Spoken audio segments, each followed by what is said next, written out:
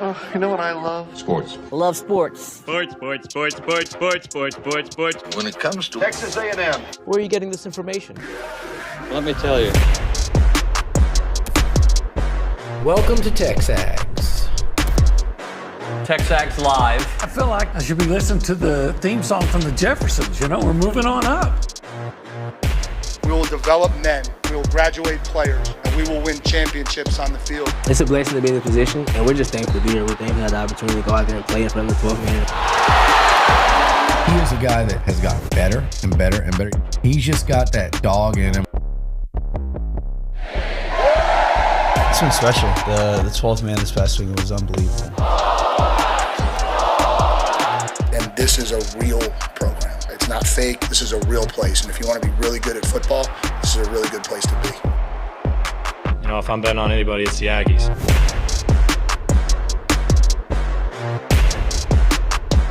Buchanan. Nuño.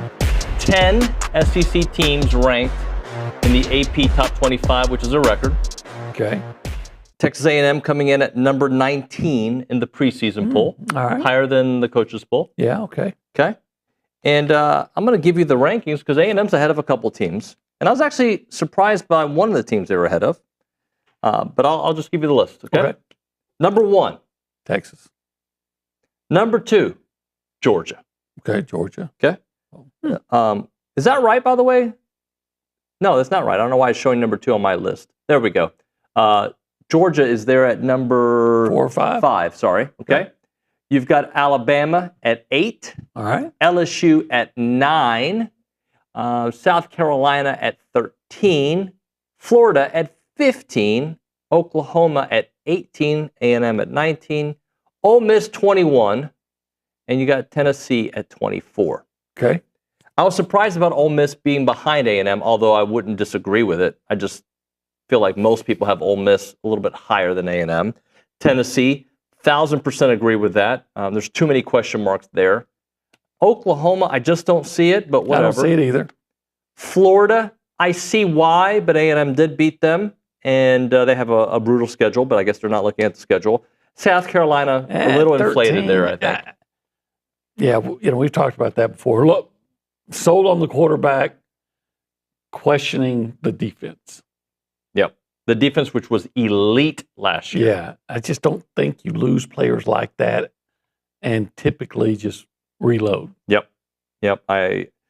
Oklahoma, I mean, people feel really good about John Mateer. Okay, I do too. From what I've seen, and I'm not going to go where we go sometimes, which I got to see it, but I haven't seen it from Oklahoma. Yeah, and I have not, like, Texas, even though I may think they could be 2-3, I've seen them play at a dominant level. I haven't seen Arch, but I have not seen Oklahoma be good in a minute. It's been a while. I think they had a good year 2 years ago, but yeah, they had a nice year in the Big 12. They're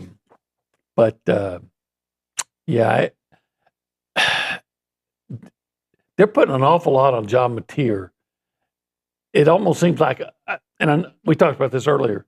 They have injury. They had a lot of injuries. Yep. And if you want to say that's the reason for all the optimism for Oklahoma, okay. But if it's John Mateer, all right, you got to prove that you can do that in the SEC and not in what was the Pac-12 mirage. Right. And also, you're telling me that Jackson Arnold, that Auburn loves, was that much of the problem. I've heard he's the problem, though. In fact, we're going to have Josh Pate on the show at 9 o'clock, and he was one of those who said it's been a mixed bag when it comes to Jackson Arnold at Auburn. So I'll be interested to hear what some of the intel he's getting on there. Well, I would say if you were OU and barely creeped into the postseason last year, and now you're going to be in the top 20, then and the quarterback's the big difference, then Jackson Arnold is, well, either John Mateer is a Heisman finalist or Jackson Arnold was a complete disaster. I think part of that, too, was, didn't they have like their whole wide receiver room out? Yeah, that's what I'm saying. Yeah. If it's based on quarterback, and it seems like a lot of it is based on, John Mateer's this, John Mateer, and he might be, but if if the quarterback's the difference, then he's either a Heisman finalist or Jackson Arnold's just borderline incompetent. You agree with me on Tennessee? Like I don't think Tennessee's going to finish ranked. Yeah, I don't either.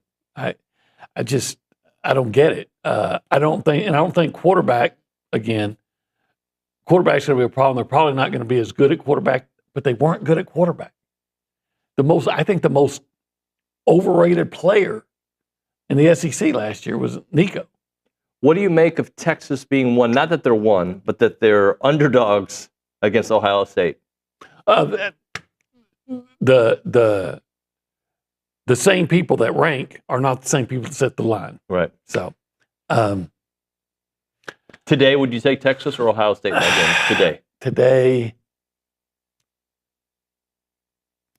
I don't know. I think I'd take Texas. I think I'd take Texas too. But I don't know. I had a conversation with my brother about it yesterday on the phone. He's like, "Why would you take Texas?" Because Ohio State beat them and they're the champs. I was like, "Yeah, but Texas's defense, for the most part, is intact. I know they lost some guys, Andrew Makuba and others. Like I know that, but for the most part, the interior line is the front seven is, and I just think Arch has played more. Well, I know Arch has played more than Julian Sayin. Yeah. Not saying much more, but he has played more. If it is Julian Sayin, which is not a guarantee, but I think it'll be him. I just think for those reasons. But I think those wide receivers at Ohio State are looking forward to that matchup regardless. Yeah, but like you said, can Sam get on the ball consistently in the right place? And but you know the thing about the SEC, you know what? I hear in a description about why the SEC is so tough all the time. It's a what league? It's a line of scrimmage league. It is. And if that's true, then it would be understandable to have some apprehension for a team that's replacing 4 stars on the offensive line and 3 significant players in the defensive interior line. So I know success in college does not always translate to success in the NFL, right? But if you let's look at the last few national champions. Okay. How many have been elite quarterbacks the last 4 or 5 years? J.J. McCarthy, which I don't know if I would say he's elite, but he was considered elite. He was a Heisman finalist, right? Yeah, I think so. Yeah. But Caleb Williams wasn't. He didn't get his team very close. Well, did they? Yeah, did they play for a national championship? No. That's my point is like the elite quarterbacks in college football recently. Bryce Young didn't play for a national championship. He was elite, and they were good. I'm not saying they weren't. They were very close. But J.J. McCarthy, if you consider him elite, you had Will Howard last year, not elite. I think J.J. McCarthy was real good. He was real good too. But if you get invited to New York, Stetson Bennett had an elite second championship run, right? Numbers-wise. I don't know if he was an elite quarterback. I think he was a good quarterback surrounded by a really great team. So do you really need that amazing quarterback? You don't if you are really good everywhere else. Like Michigan's defense that year. And they had a really strong running game. I'm not here saying you don't need an elite quarterback. I guess what I'm saying is to win a national championship, you got to have a damn good team. You got to have a damn good team. So Arch Manning is considered this elite guy. Well, they do have a pretty good team around him, so that might be a different case. Well, we'll see. But Caleb Williams didn't do anything. Bryce Young came close, didn't do anything. I don't know if you have to be a top 2 or 3 quarterback right now in today's college football to win a national championship, if the last 5 years is any indication. I think it is. We went through this whole narrative that you have to have, this great quarterback. You have to have it. And you really don't. You've got to have a great team. You can't have an incompetent guy. You have to have a good quarterback. A good quarterback guy can produce. But again, if you give me a competent quarterback and a really strong offensive line, a good running back, and a great defense, which is what Michigan had, which really defines a lot of what Georgia had. Yep. Who were the best quarterbacks in the SEC last year? Lenore Sellers. And Garrett Nussmeier. Jackson Dart. And Quinn Ewers. Right? Yeah, I'd probably put... And I wouldn't say Quinn's elite. I think he's at least at best number 4 on that list, and that's not a shot at him, but it's just reality. So, but the top 2 last year were probably Nuss and... Sellers. Oh, yeah. And South Carolina had a And little. yet Dart was what, Dart. a first or a second round pick? Yeah, Dart was great. Yeah. So, but outside of Quinn, who made the playoffs in that group? Nobody. Nobody. Because I am South not Carolina advocating. might have gotten hosed a little bit, But they were 9-3. but they were 9-3, and they kind of got hosed to be 9-3. They were. And who knows what they would have done in the playoffs. But again, if Nobody wanted to play them, nobody wanted to play them. and they didn't win. Somebody come back, yeah, but they lost their bowl game. Bowl games, Bowl games only matter when they win. they matter less than they've ever have. Yeah. If you're not in the playoff, And guys don't play. we're about to find out this season how important Lenore Sellers is to South Carolina's success, because I think their defense takes a step back. If they go 9-3 again with a worse defense, or 10-2, which I don't think they will, we'll find out his real value. Oh, well, I mean, he's obviously very valuable, but now I think he's, again, he did, like when they beat Clemson last year. Show that play again. Dude, Obi, I want you to watch this play again. It just hurts me so much if Nick can get it going. What, Is second this play of the sack? game? Yeah. Oh, my. You've got to wrap him up. And then that kind of set the tone for the whole game. It did. That's for those listening on radio on the Zone. Hey, good morning, Zone. That was a second or third play. I think it was second play of the game where you had a big chance to put Lenore Sellers at 3rd and 19, and instead he completes a deep ball down. Yeah. And they went on to score on that play, on that drive. By the way, friend of the show, David Pollock, has Texas A&M in the playoffs. Really? There's more people saying that now. I think as you start, if you have an open mind, so if I say it, no one's going to, most people aren't going to pay attention because he covers A&M. If you have an open mind and you start looking at what they have coming back and what they did last year, you start saying, man, they got the whole offensive line's back and they've got those running backs. And look at what Marcel Reed did. And he's got a year to get better. And, they got this many guys back on defense. And, yeah, they lost some guys. But if you really look at the actual production that they had, especially late in the season, it wasn't there. And you start thinking, man, that team looks like a good football team. They look like a good football team. Questions to be answered. We'll figure that out. How about this question?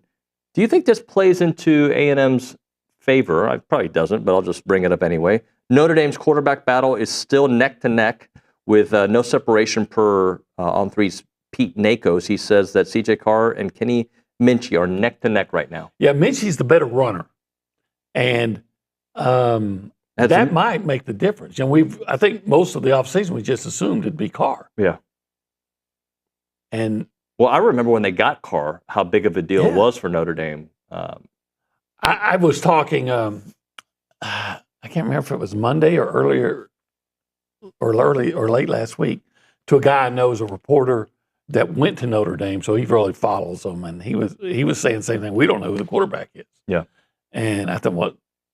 It's not Carr. He said, well, Minchie is, he's by far the better runner, and all the things going on. So, yeah. What would be better for A&M, you think? I don't know enough about either one of them. I'll just say this. I like playing against a freshman quarterback. I don't care how good he's supposed to be.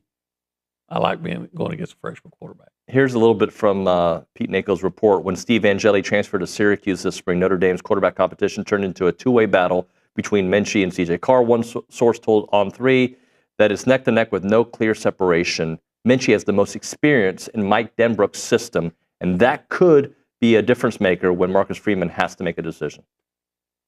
Yeah, so I wouldn't be surprised if it is Minchie. I've been saying C.J. Carr all offseason because I felt... Because that's what we've been hearing. Yeah. And, and let's be honest. People that we read that tells you C.J. Carr may be influenced. Oh, his dad was the coach, his grandfather was the coach at Michigan. What a story. Right. Won the national championship at Michigan, so of course he's going to be the... By the way, other quarterback news in the SEC, as we've been not reporting, speculating, talking about on the show, Ty Simpson named the quarterback at Alabama. Shocker. Really shocked by that one.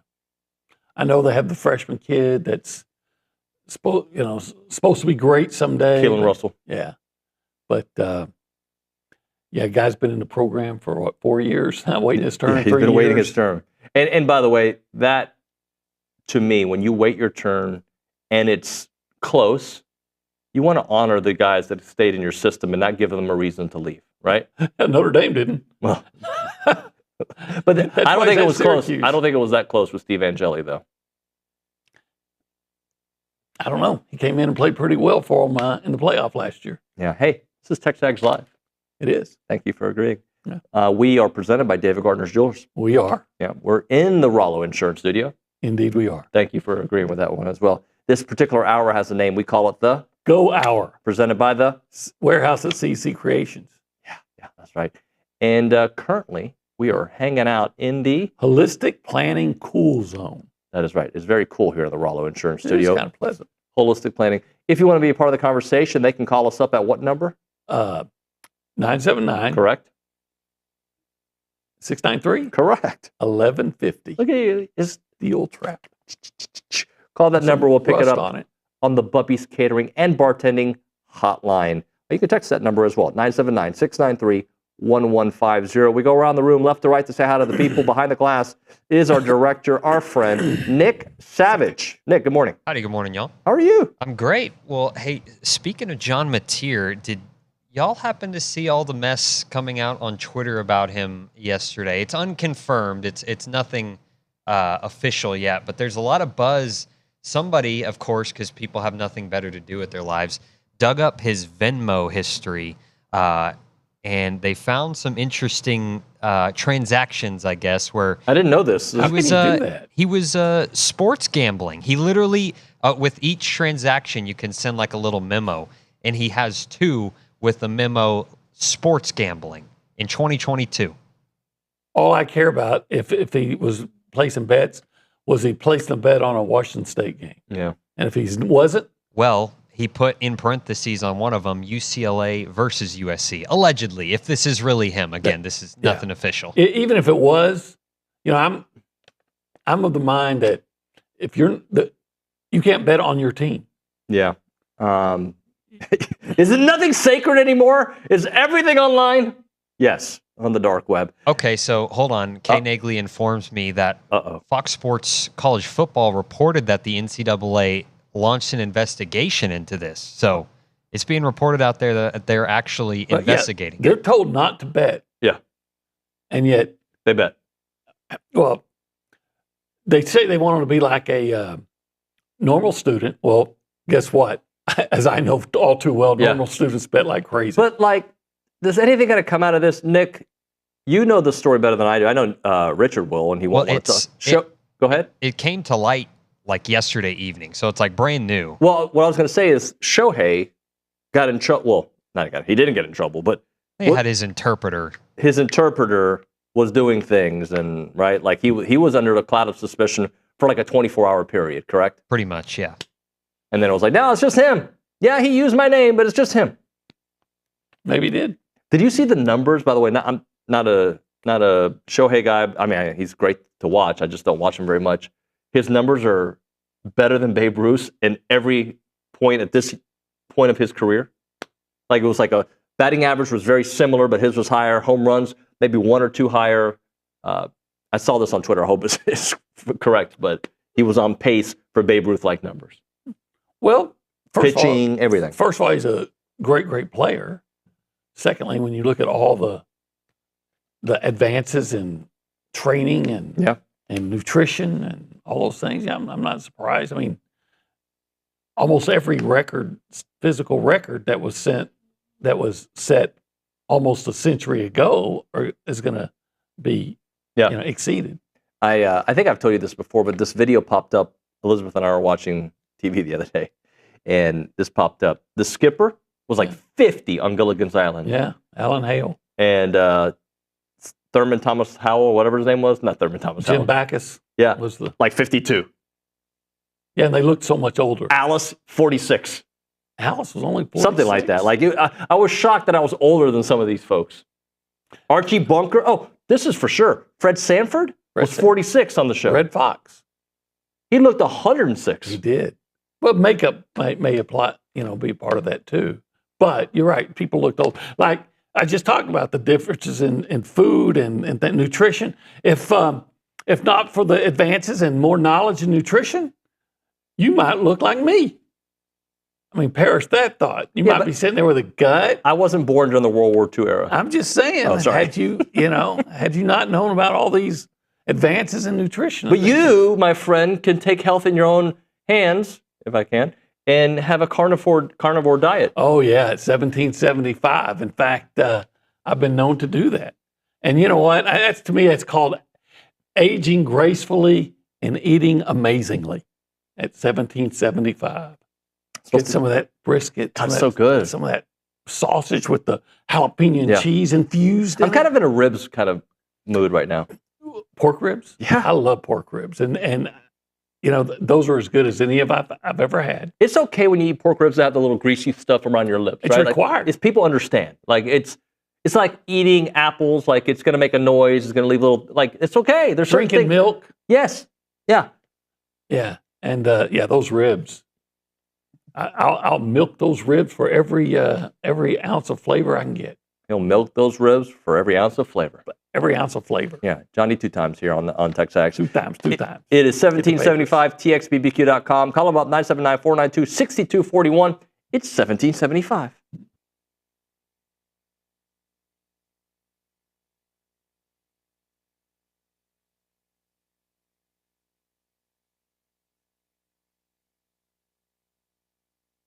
Hey everyone, David Nuño and Olin Buchanan and OB. Typically we start off the show in this section and we call it the Holistic Planning Cool The cool zone. Yeah, it's pretty cool. What do we know about holistic planning? Well, a lot of cool stuff. For instance, holistic planning can help you with your investments. I love that. They can help you with your taxes. So I don't like paying taxes. You can get that money from your investments and they keep it. They'll help you keep it away from the government. Yep. Not all of it, but more of it. And then they'll even help you with your estate planning. When you're old like me, you got to make sure some of that money you made is there for when you want to retire and just enjoy the rest of your life. You want your estate to be planned. But they also do something else. Yeah, well, if you are, like, say, a sports fan, and you've always wanted to... Everybody watching us, right? Yeah. And you want to always dream of being an owner, well, in a certain way you can, because they will broker the deal for you to invest in pro sports. Yeah, what you need to do is check out investinprosports.com. That's where you can get all the information if you want to invest in a team. I don't know what team. He'd probably try to buy the Cowboys. I try to buy a lot of the Houston teams. Whatever it may be, investinprosports.com. It is holistic planning, and we love hanging out at the Holistic Planning Cool Zone.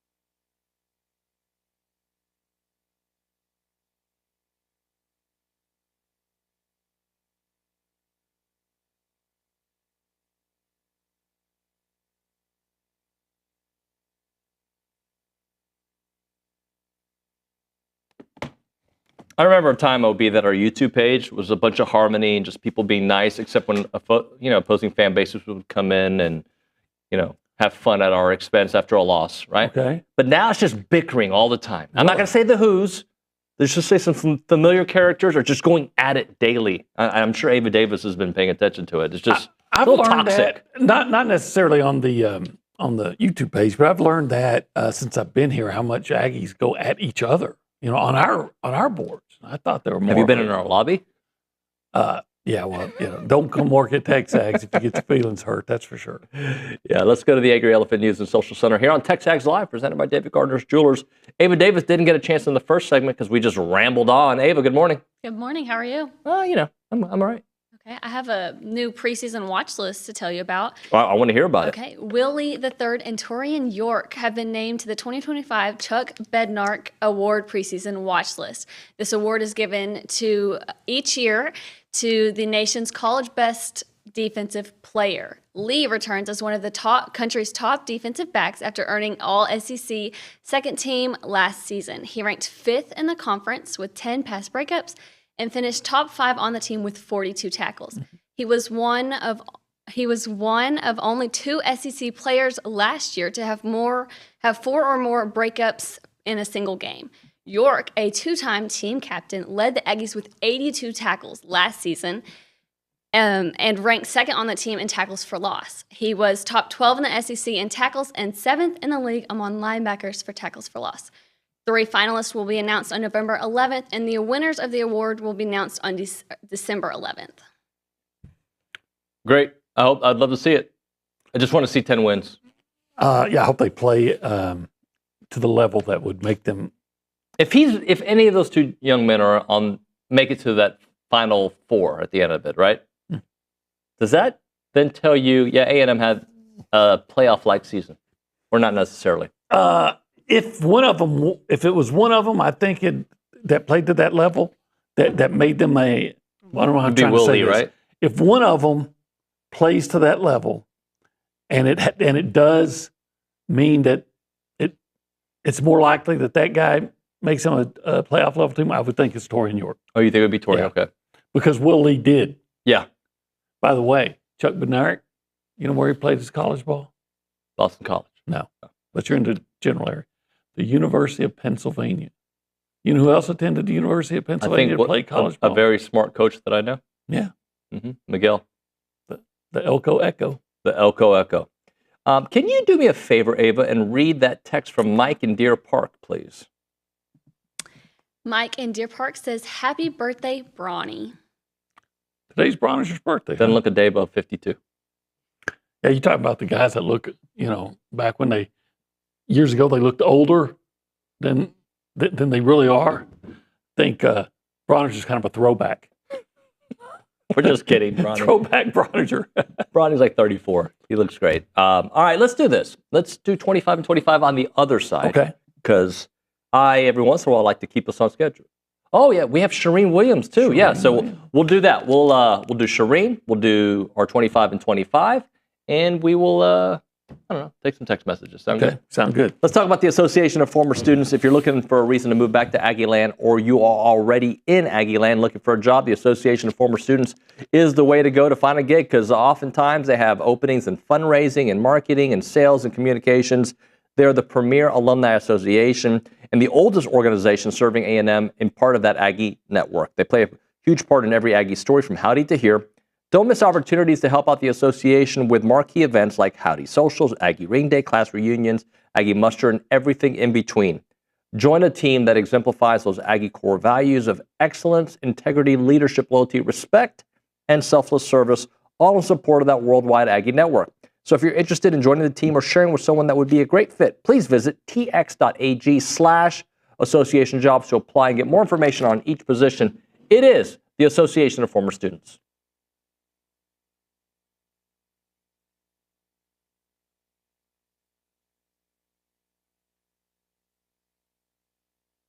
All right, we're talking about Burlebo, the heart of Texas, more than an outdoor lifestyle brand. It's products created with you in mind. Currently, I'm wearing the performance polo, the Texas maroon and gray. If you look into it, you've got the state of Texas in gray, and you also got it in maroon. It's one of their highest most popular sales that they have there. It is really nice. Comfort and versatility. You can wear it in any situation. Quick drying, fits the size. But Burlebo, they're rooted in tradition, fueled by passion for the outdoors, designs high-quality apparel that works just as hard as you do. So whether you're hitting a workout, enjoying a day of fishing, or cheering on your favorite college team, their gear is made for the athlete, the outdoorsman, and the everyday adventure. And it's really nice. I wore this one to church the other day. People talked about it. Really, my kids were like, Dad, you look pretty good today. From athletic shorts to your favorite go-to tees and performance hoodies, they have everything you want. Check out burlebo.com and find your new favorite gear. It's Burlebo for the athlete, for the outdoors, and for the family.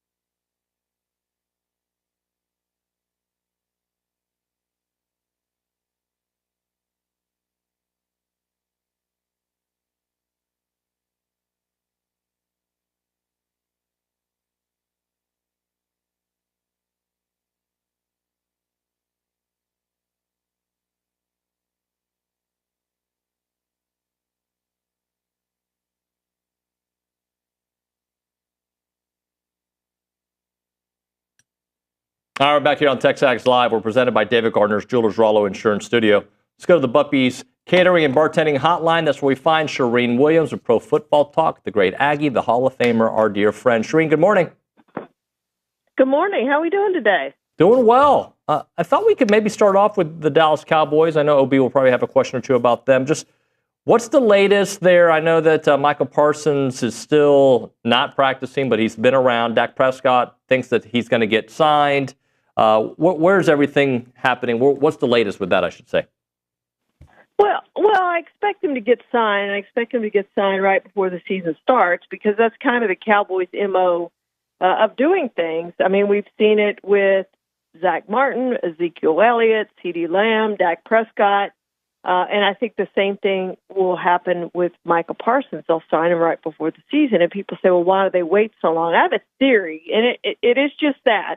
It's not based on any inside information. It's just a theory of mine that we all know Jerry's worth a lot of money, but I'm not sure if he's not cash poor or if he just wants to hang on to his cash because he can make more money off of his cash than he would by putting that money in escrow. So what happens when you sign a player like that to a huge contract and $200 million is guaranteed, which is probably close to what it's going to be, and then Jerry has to take $200 million in cash and put it in escrow.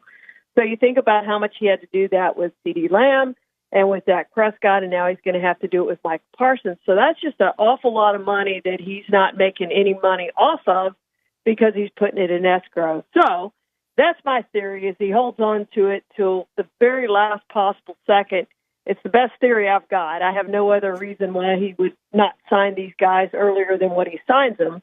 But I do think he'll get signed. Having said all that, Micah's different than any of these other guys. He's different, and he asked for the trade request, which no one else had really done for the Cowboys, and he's handled things differently, and he's used his social media and interview platform and all those things to really put pressure on Jerry and turn the tide against Jerry, and it's something we haven't seen with other players. When CeeDee Lamb held out last year, he wasn't around. He didn't talk to the media. He didn't, he was quiet.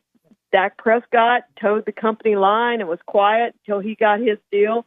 Didn't say a whole lot about his contract. And so this guy's just different. So it's not out of the realm of possibility that he says, forget it, I'm not playing, but I just don't think you can turn down that much money as much as they're going to offer. It's going to be somewhere around $45 million a year, probably 4 years. Charean, obviously there's still a month to go before the NFL season starts, but as you watch the Cowboys and things like that, what areas do you think are most concerning, and where have they gotten better, or do you project for them to be better? Yeah, defensive tackle and cornerback, Olin, are definitely weaknesses. Especially with all the injuries they have at corner. Eventually, they could be good at corner, but they're not going to start out the season good. And I think you saw their depth against the Rams on Saturday. They don't have any. They're a very top-heavy team, and I think they're very good at the top with their starters. I think they're a good team. Again, weaknesses at defensive tackle and corner for right now. Defensive tackle's not going to improve. I think they need to go out and find somebody to come in and help them, and I don't know who's out there at defensive tackle. There are some corners still out there, including Stephon Gilmore, who could come in and possibly help you in the short term. I do think they're better, particularly at running back. They're better at second receiver. Pickens is probably better than anybody Dak has had as that second receiver, at least since Amari Cooper. They called Amari, wide receiver one, but we all know CeeDee Lamb had the better stats Amari's last season. So however you want to play that, it's the best 1-2 combination they've had since Amari and CeeDee were together. So they've definitely improved there, and we'll see if their offensive line is better. So offensively, I think they're better.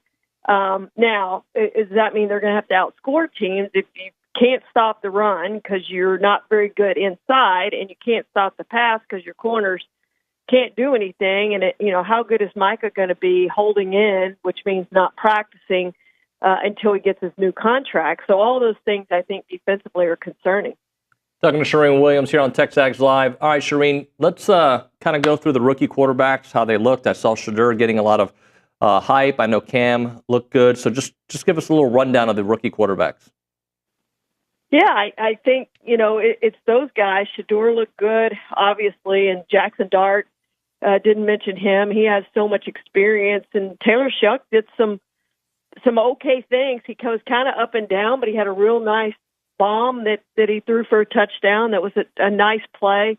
Now, I don't think the Saints are going to be very good, and we're not going to hear very much about him, but he's another rookie who might be the starter over Spencer Rattler. We'll see how that works out. So there were some good performances, I thought, by rookies in the preseason. And a lot of times we see rookies struggle in the preseason. I know a lot of those were against second, third, and fourth teamers. I get that. but you still have to look good in the preseason against whoever you play against, whoever that is. And we've seen so many times guys come out and not look good, and that's when you start to get concerned. So maybe temper down the hype just a little bit on some of those guys, but I do think it's encouraging that they played so well in the first game out. We'll see what they can do in the second game. Some of them will probably see more starters than what they saw the first time out playing against them. This is really the key week. If teams are going to play some of their starters, it'll be week 2. I'm going to go to Cowboys-Ravens game this week to see, hopefully we'll see a few veterans play for the Ravens at least. The Cowboys' philosophy is not to play them. And I tell you what, research shows that you need to play your players in the preseason, and the good teams do it. The Chiefs do it. Patriots have always done it. Tom Brady always played in the preseason. Mahomes didn't play long. I mean, he played 2 plays, I think, threw a touchdown pass and got out of there. 6 plays, 8 plays last year, in a couple games. He doesn't play much, but you need to play some and just get kind of acclimated to the NFL. So I think the Cowboys are among the teams that are making a big mistake not playing their starters in the preseason. Seems like there's always a lot of mistakes that the Cowboys are making. Let's. I know we're going to get to the Aggies sooner or later, so why not? Any thoughts, agreements, disagreements on what you saw in the polls? I think the Aggies were 21 in the coaches poll and 19 in the AP poll. No, I mean, you got to prove it. If they had been any higher, I would have thought why. You've got to go out and prove it on the field. And if you win, you're just going to keep going up. And if you lose, you're going to be out of the poll relatively quickly. So, we all know that the Notre Dame game, they got to get obviously through one game before that, but the Notre Dame game is going to be a big one. If they win that, they're going to move way up. There's no question about that. When you play a caliber of opponent of Notre Dame on the road, if you can beat them, you're going to go way up in the poll. So I think it's about right to start, and hopefully they come out and play really well early in the season and move up and get some confidence and momentum built. That's what it takes to put together a championship team. And they think they've got a lot of talent on this team. We're going to find out if they do and just how good that talent is. Charean, let's close out with this question because it was a question posted to me on the super chat on TexAgs.com. Cheers for Beer says, which side of the ball, offense or defense, will make the most improvement this season? I'll start it off with you and get OB's thoughts. On the Aggies, let's see. That's tough because I think they're both going to be improved. I'm going to go offensively just because I think the talent is so much better offensively than what it was. The running back position, the receiver position are just so much upgraded. You got the offensive line back, a quarterback who's played. So I'm going to go with the offense, that they're going to be more consistent offensively and score more points and be a lot more fun to watch. We remember the Missouri game, how exciting that was. And that's what we want to see the whole entire year, but we really only saw that in the Missouri game. That's the kind of offense I want to see, and I think they'll be able to run the ball. When you're able to run the ball, then you can set some things up downfield, and I think they'll be able to do that. OB? Yeah, I'm inclined to say offense because even though they averaged 30 points a game last year, I just think a second year for your quarterback in his first year as being the full-time starter, the guy, I think that makes you better. And quite frankly, the defensive guys, I think they have to prove it more. Yeah. Now, I think there's the potential for more improvement on defense because the offense was already pretty good. Yeah. I'm going to go defense here, and my reason for it is they struggled quite a bit last year, so I think there's a lot more room for growth. Mm-hmm. And I think they've upgraded the defensive backs, and I think there's more. I know the questions about the defensive line. That's the part they have to prove to me, and I think the offense, until Le'Veon got hurt, we weren't really complaining about the offense, right? So I think the offense overall it'll be better. But if we're talking about the biggest growth, I think the biggest growth needs to come from the defense. Right. And I never worry about their pass rush. This is really pass rush you. They always find pass rushers. They're very good with pass rushers.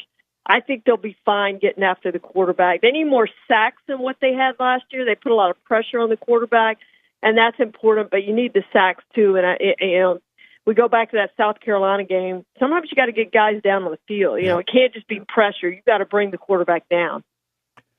Charean, great stuff. Thank you so much. We'll talk to you next week. Thank you, guys. Charean Williams there on the Buppy's Catering and Bartending Hotline. All right, when we come back, we'll do 25 and 25. Okay. Are we inside the top 10? Holy smokes. I think we are. We are inside the top 10. That's how close we are to the season starting. That means that we are basically, 9 shows away from game week shows. Game week shows. I can't wait for game week shows. Those are my favorite. We'll have more on the other side. It's TexAgs Live.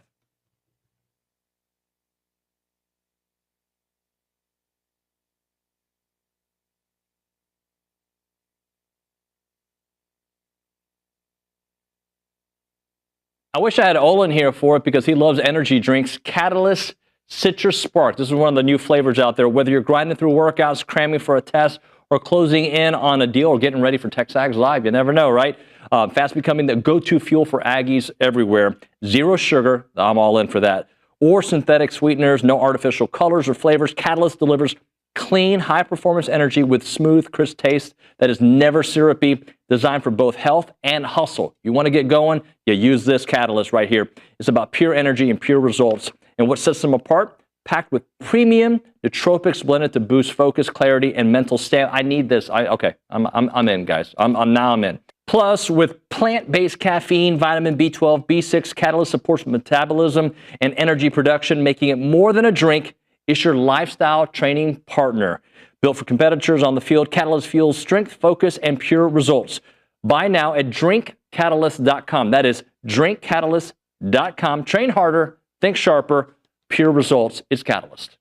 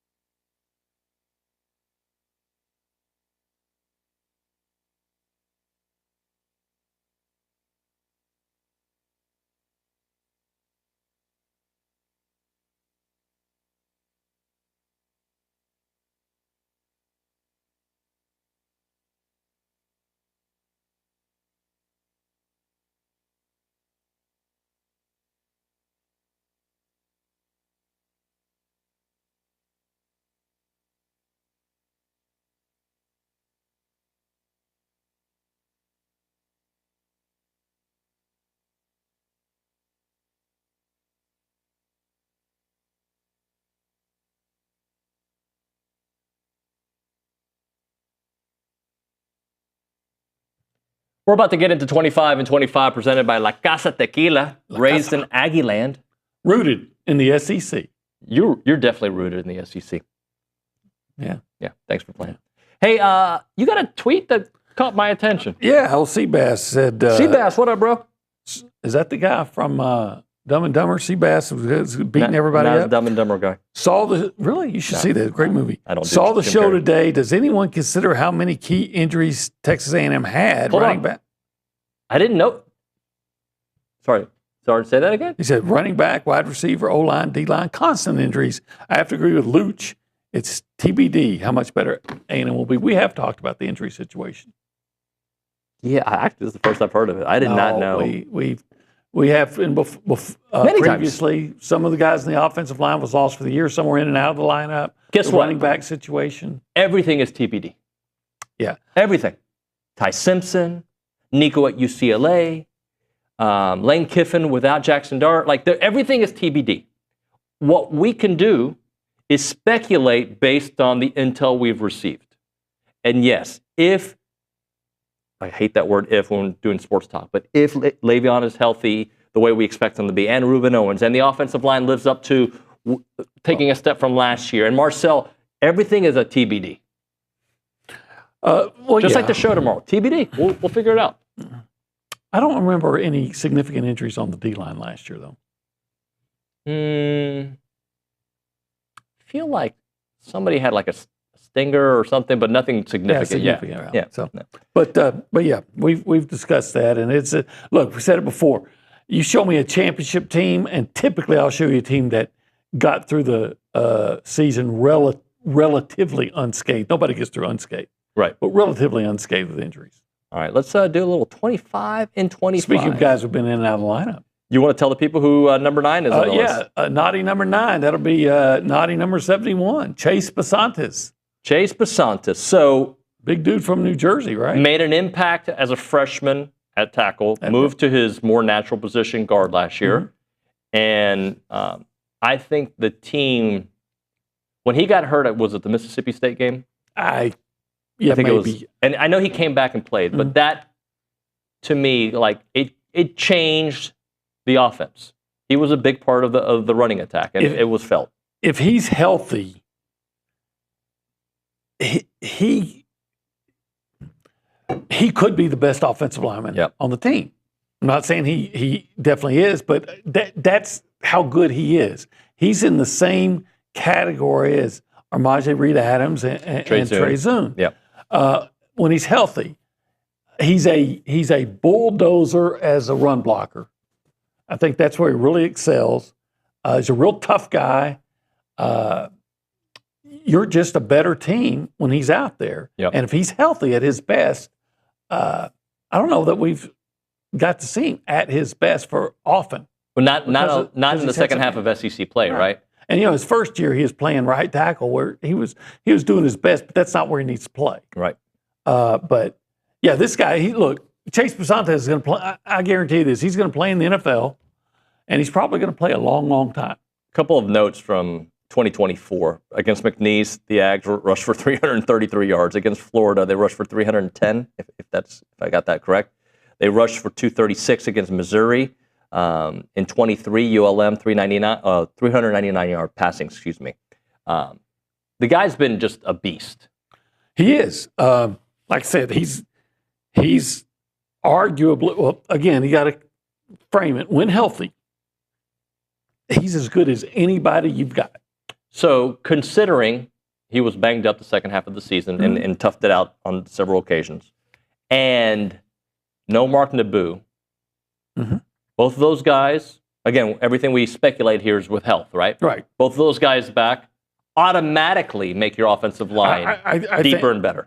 I think that's absolutely true. There's a reason, I'm not saying Coley didn't play well, but there's a reason Mark Naboo was the starter. Well, and there's a reason Chase Basantes was playing over T.J. Shanahan. How much better is Coley for going through that last year too, right? Better. For playing in the SEC. And look, he's going to play this year.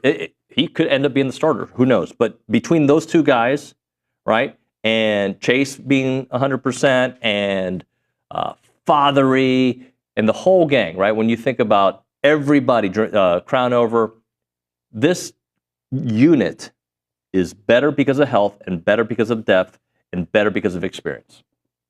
Yes, all those things. And a big key to all that is Chase Basantes, because he's healthy, he's experienced, and he's just he's just kind of ornery, like I said, bulldozer, knock you on your butt behind. Yeah. Are you the one who says he's got that dog in him? Who says that in our video? That would be Luch. Oh, Luch said. Okay. Yeah. Well, Chase Basantes has got that. I don't know what breed it is, but it's a big old dog. He's got that lion in him. Yeah. I said lion with an accent. Did you notice that? Huh? Yeah. Well, how would you I don't say even know what accent that was. There's just got that lion in him. How would you say it with a Cuban accent? Tienes el león. See, I like that. Yeah. León. Wow. Remember when Basantes first went in the portal in 23 when they were making the change? He did talk about Elko being a big reason he was coming back. A couple Jersey guys. OB, Yep. Great hour. Thank you, sir. All right, we'll see you. When we come back on TexAgs Live, Josh Pate, it's TexAgs.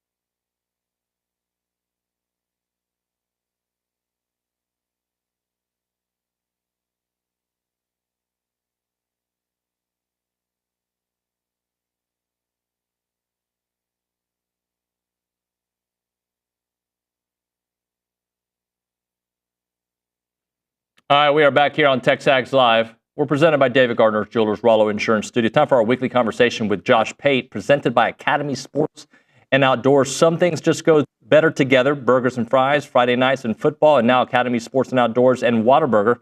For a limited time, exclusive Academy and Whataburger tailgate gear is coming in hot. Score game day gear, fan styles, and more. Dig in now at Academy, where the fun can't lose. We go to the Buppy's Catering Hotline. That's where we find Josh Pate. Good morning, buddy. It's almost here, you know. Yeah. It's almost here. I mean, we can reasonably say week 0 starts next week, if you count Saturday, which of course we do for these purposes. So you see me, I look very calm, but if I raise my hands, you can see the shaking start to happen. It's healthy. It's healthy shaking this time of year. Josh, if I've told you this before, I apologize. This offseason for me has seemed longer, like it's, and I'll give you the reason for it. The way football ended, okay, and the way baseball was out of the conversation for us way earlier than expected. For that, And, it just feels like a long off season. And like, I'm at a point now, I'm like, I need some freaking real football. Like, and yes, I don't care. UTSA, real football. Let's go. I cannot wait for like some real A&M football. Here's what you have to do.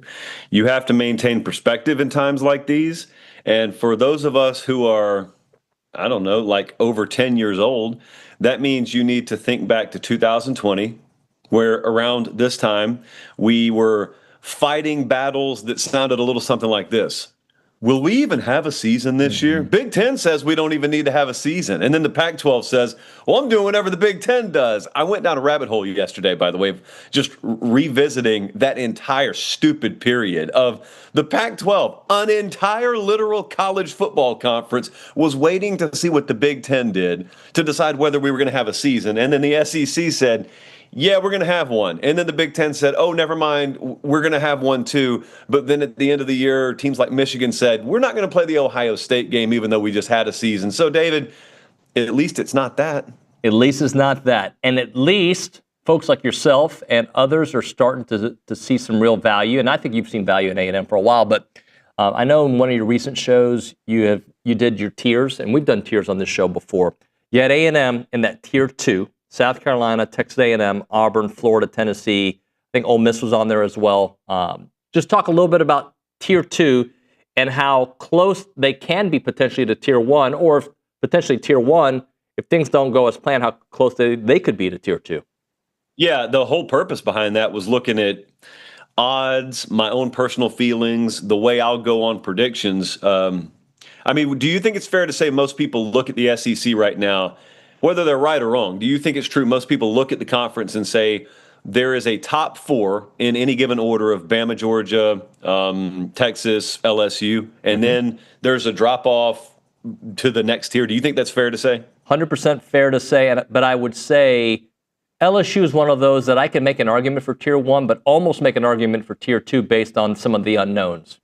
Okay, so you and I agree on this, actually, but I don't think we're in the majority. I think the majority believes it's those 4, and maybe LSU not even being the 4th team out of those 4. Some people have them 1, 2, or 3, but I think most people would disagree with you and I. Most people would say LSU is unequivocally in that top 4, and so that's a matter of take predictions for whatever you take them for. So my point in doing all the Tier 1, Tier 2 stuff was to illustrate how the tiers are almost totally irrelevant this year, because there's virtually no separation in Tier 1, Tier 2. You and I can remember, anyone watching this can remember, less than a decade ago, you would have come into any given season, and it's Alabama and then the field. And maybe occasionally when Kirby got to Georgia, it was Alabama and maybe Georgia. But there was this drop-off to where if you suggested anyone other than that team or those couple of teams were going to win the league, someone would have said, what do you think? They're going to be like critically injured? What's going to happen? Like, what kind of disaster has to happen in Tuscaloosa? Well, that's not the landscape of the conference anymore, period. But especially this year, if you say, I don't think Georgia's going to win the league, I don't think Texas is going to win the league, you just think it's going to be a nice, really, really competitive top end of the conference this year. But my point with the Tier 2 stuff is I'm not just saying it's going to be competitive in relation to Tier 1 teams being able to win it. There's not a whole lot that has to go wrong, so to speak, for Oklahoma or South Carolina or Florida or Texas A&M to win the conference. And normally, I've heard people nod their head like they're doing like you're doing right now. You're nodding your head. When they nod their head, they're thinking, yeah, they could have a good solid season. But I'm not talking about a good solid season. I'm talking about Mike Elko holds up the SEC championship trophy in Atlanta in December, and I'm thinking that in August, and I'm thinking that's not crazy. Doesn't mean I'm going to predict it. It's not crazy. It would be crazy in years past to be expecting something like that to happen. So my whole thing with Tier 1, Tier 2, it's the same in the Big Ten, although there's a lot of difference in the Big Ten. It's the question is, how wide is the gap between Tier 1, Tier 2? I think the gap is still very noticeable in the Big Ten. I think we hardly even have a gap in the SEC this year, Tier 1 to Tier 2. Josh, this came up on the show, and look, I am not advocating that you don't need a great quarterback to win a national championship. But looking from 21 on, and you can even look beyond, the top quarterbacks in college football have not been winning national championships. Caleb Williams was far away. Jaden Daniels was far away. You talk some about these big names. Will Howard won a national championship. J.J. McCarthy was considered an elite quarterback. He got to New York. I have some questions about that, but he's one that you can say for sure, right?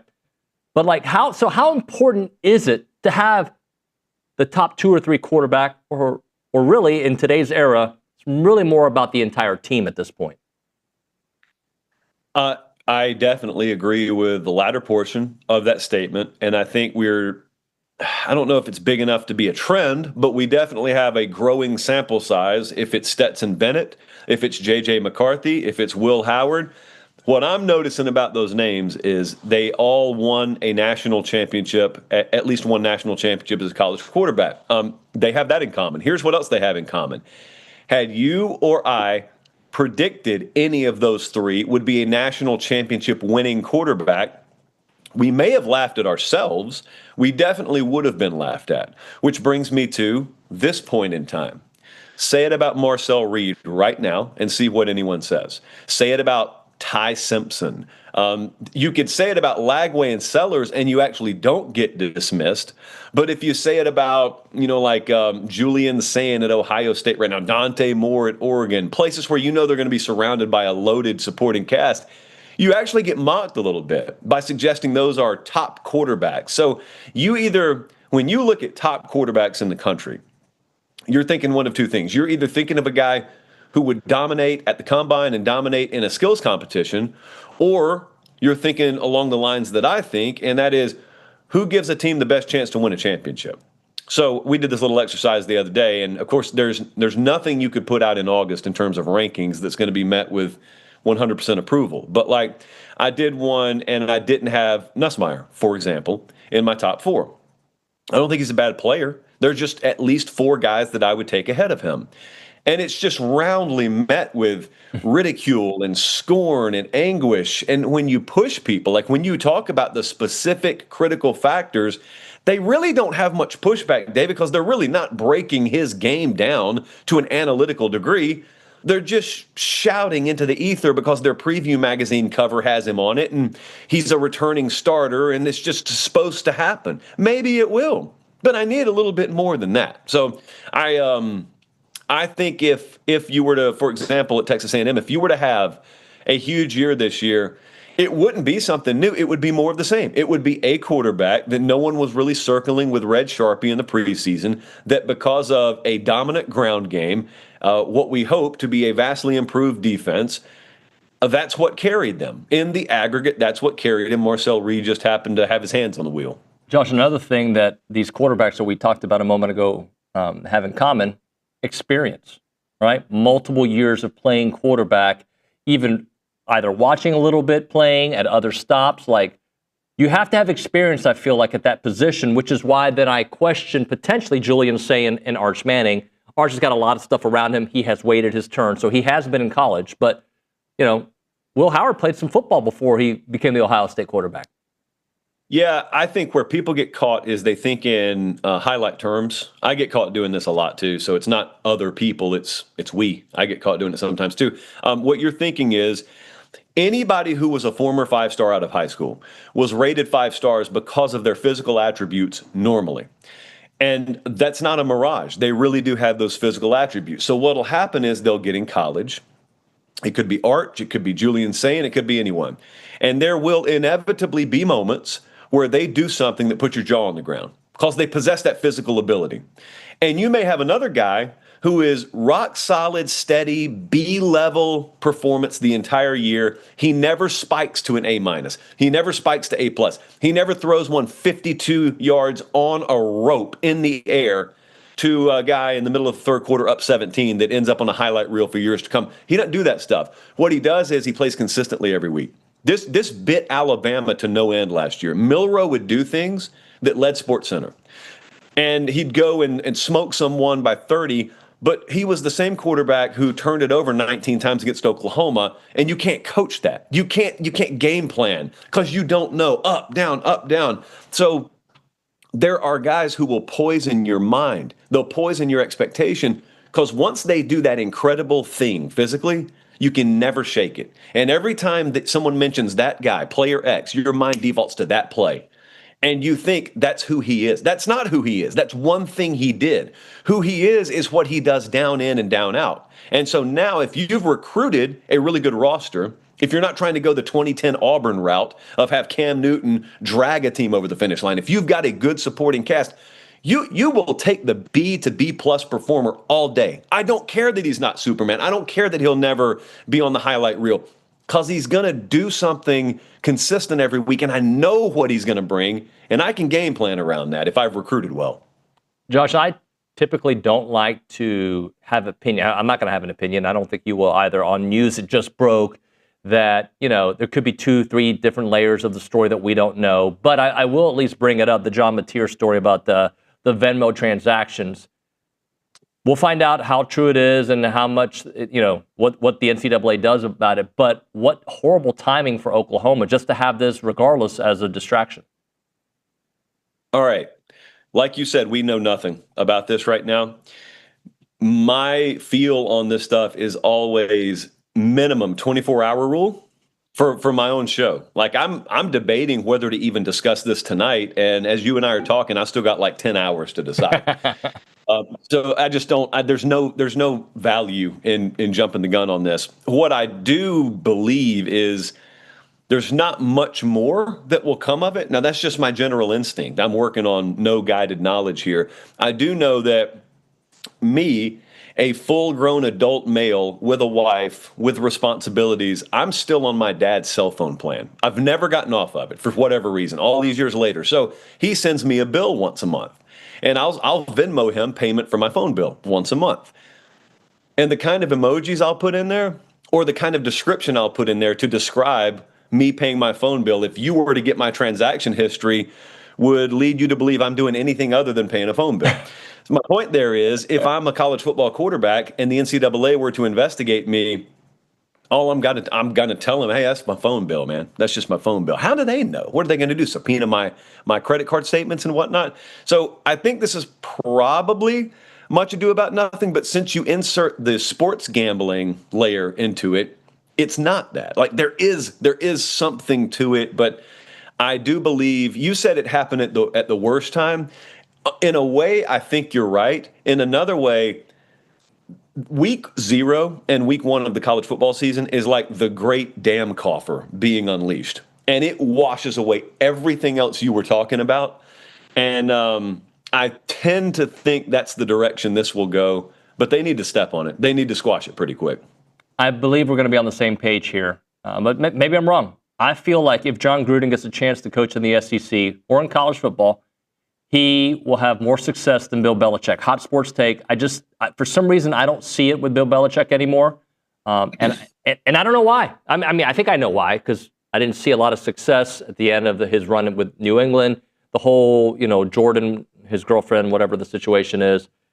And for some reason, I just feel like Gruden has stayed current and stayed more, even though he had his off-the-field issues and he had some issues with the Raiders, I still think he fits today's world. You and I are in a lockstep agreement on this. It's a very intangible thing. It's kind of like trying to nail Jell-O to the wall when you're explaining why you feel like Gruden, who had infinitely less success in the NFL than Belichick, would be an infinitely better fit in college. Because neither one of them have really been college head coaches. So it's not like we can fall back to, well, he's custom built for college. Well, we don't know that, but you and I think that more about him than Belichick. I'll tell you a couple of things. I mentioned this on the show the other night. And of course, hey, I think John Gruden's going to be a college football head coach. You get a lot of, is this dude joking? Well, I'm clearly not joking, or I would be smiling and you'd be laughing. And you're not laughing, so I'm probably not joking. That's an Office reference. So I said to everyone who pushed back on it, what is it takes to win in college that he doesn't possess? It's kind of like the Nussmeier LSU thing. You just get a lot of nonsense yelled back at you. So what I did is I listed what I think it takes to win. I think you got to hire an incredible staff. And I think folks would jump at the opportunity to work for him, by the way. I believe that you have to acquire talent, both recruiting and through the portal, which means you have to manage cap, which he's got experience in doing. And I think that you have to be able to develop, which rolls back around to the staff that he inherits or he puts together. But here's what else you have to do. Now, to Belichick's credit, he did this thing. You've got to light a fire under a fan base. You got to light a fire under a donor base. And I don't know of anyone who's sort of outside the normal incestuous college football hiring bubble who would ignite a fan base more than John Gruden, especially if I plugged him like into Arkansas, for example. That dude would light a fire under Arkansas fans. They'd love it. It feels like the kind of hire Arkansas should make. So, yes, I believe that there's one other critical factor there that goes back to what you mentioned in the bullet points that it takes to win in college football. You got to be able to roll with changes.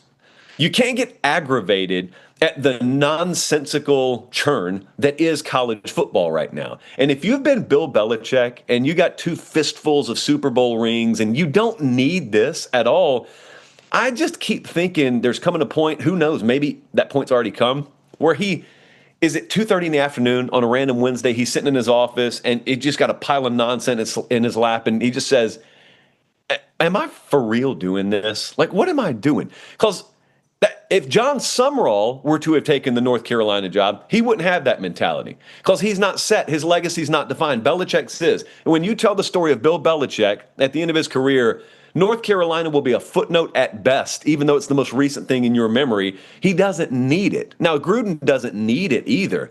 I just think Gruden wants it a whole lot more, and he's better cut out for it. Josh, let's just play that out for a moment, though. But what if 2 years from now Belichick wins a national championship?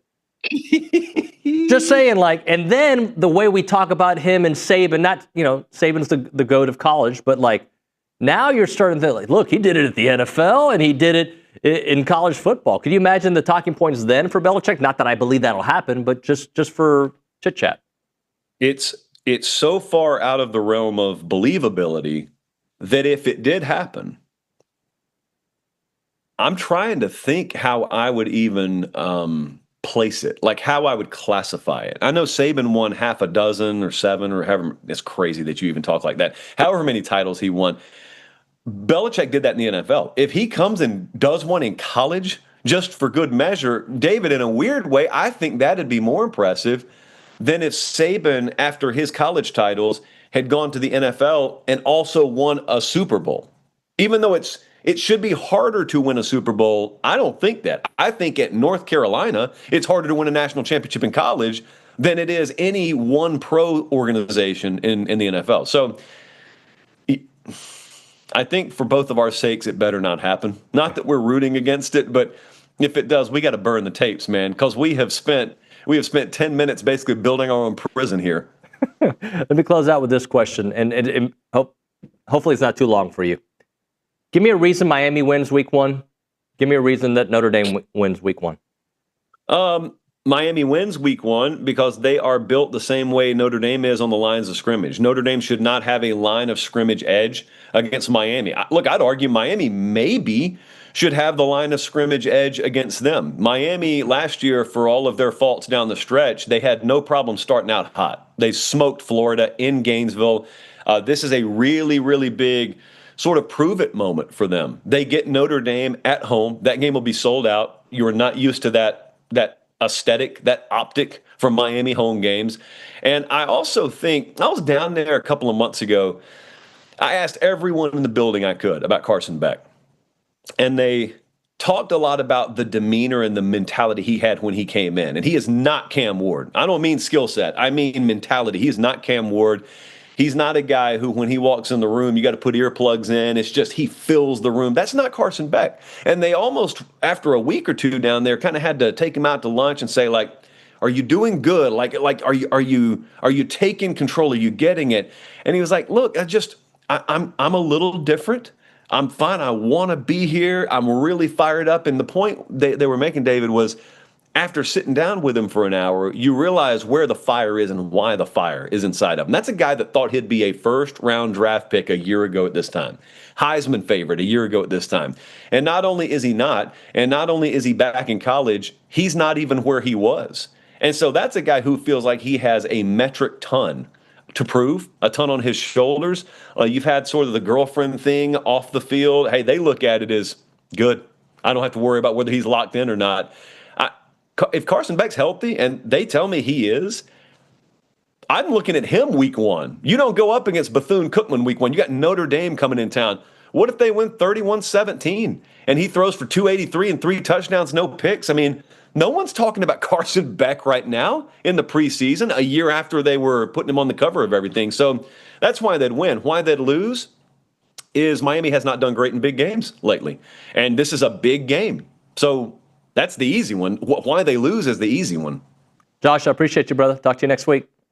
Thank you, David. Later, man. Josh Pate on the Buffy's Catering Hotline. Appreciate his time. We'll hit a break. We'll talk a little Aggie soccer on the other side with Seth Taylor. Right now, farming and ranching families think different. If it's not working for today, you're trying to build something for tomorrow, right? That's exactly what you're trying to do. And Heritage Films will capture the essence of your ranch, of your farm, and make sure that the generations that are going to inherit it understand everything about your land and why you built your business on it and why you built your life on that ranch and that farm. That's what they do.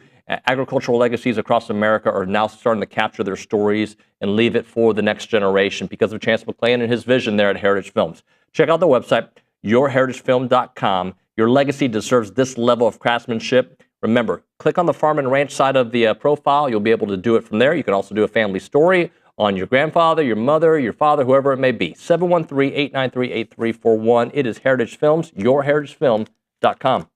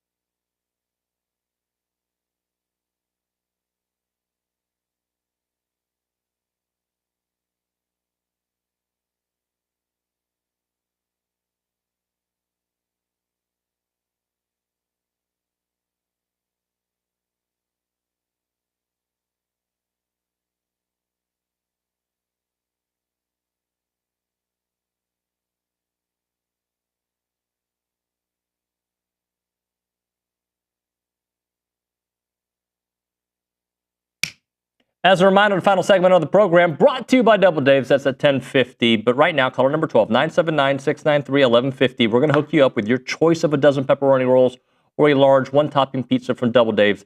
They've been serving Aggieland since 1984 with your favorite pizza and, of course, those world-famous pepperoni rolls.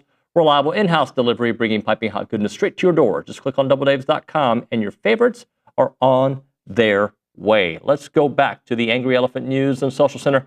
Ava Davis, are the reports true? Today's your last day? Well, I come back tomorrow, but today's my last day on camera on the Social Center. On the Social Center. Yes. Well, it's been fun working with you this I summer. know. It's been great. I'm sad to leave, but... Well, you always got a home here. What do you have for us this segment? So I know there might be a little tension here, but I wanted to tell y'all to set your reminders. Only 6 days until ticket pool for the UTSA game on Monday, or the ticket pool will be starting at 8 a.m. on Monday, August the 18th for seniors and grad students. So set your reminders. I got a question about that. Yes. Have you done research on exactly, because it's different, right? Like it used to be, and maybe you haven't done the research, maybe Nick has. Somebody got to tell me. Like it's different. It's online now completely, yes, it's right? It's online. And I don't know the attention or got to experience in-person ticket pool because we don't do that at Tarleton. So Right. I don't understand not necessarily like the hype, but I know it was like tradition. Oh, the hype is amazing, The girl. hype is amazing. Yeah. There's tradition behind it, but now it's all online. But it's still important to pull your tickets as a student and a senior and grad student on Monday at 8 a.m. Yeah, Nick, do you remember the last time you did ticket pool? Nah, bro, I never waited in line. You had that many friends that would just wait for you? Yeah, dude. I had people do it for me. Or at least, we just get tickets like later on. You know, it's like I was never one to worry about camping for 4.5 weeks to get second deck middle tickets. You know, you just do that on Monday at 3. I did it a couple times, and I don't remember. I never did the overnight, but I do remember being with the Aggie Cowboys, Beta Theta Pi, what's up? They would get in line, and they would have, I guess the pledgers do that for us. So yeah, I don't know if I'm supposed to out them on the air like that. I just ruined the whole fraternity. Sorry, guys.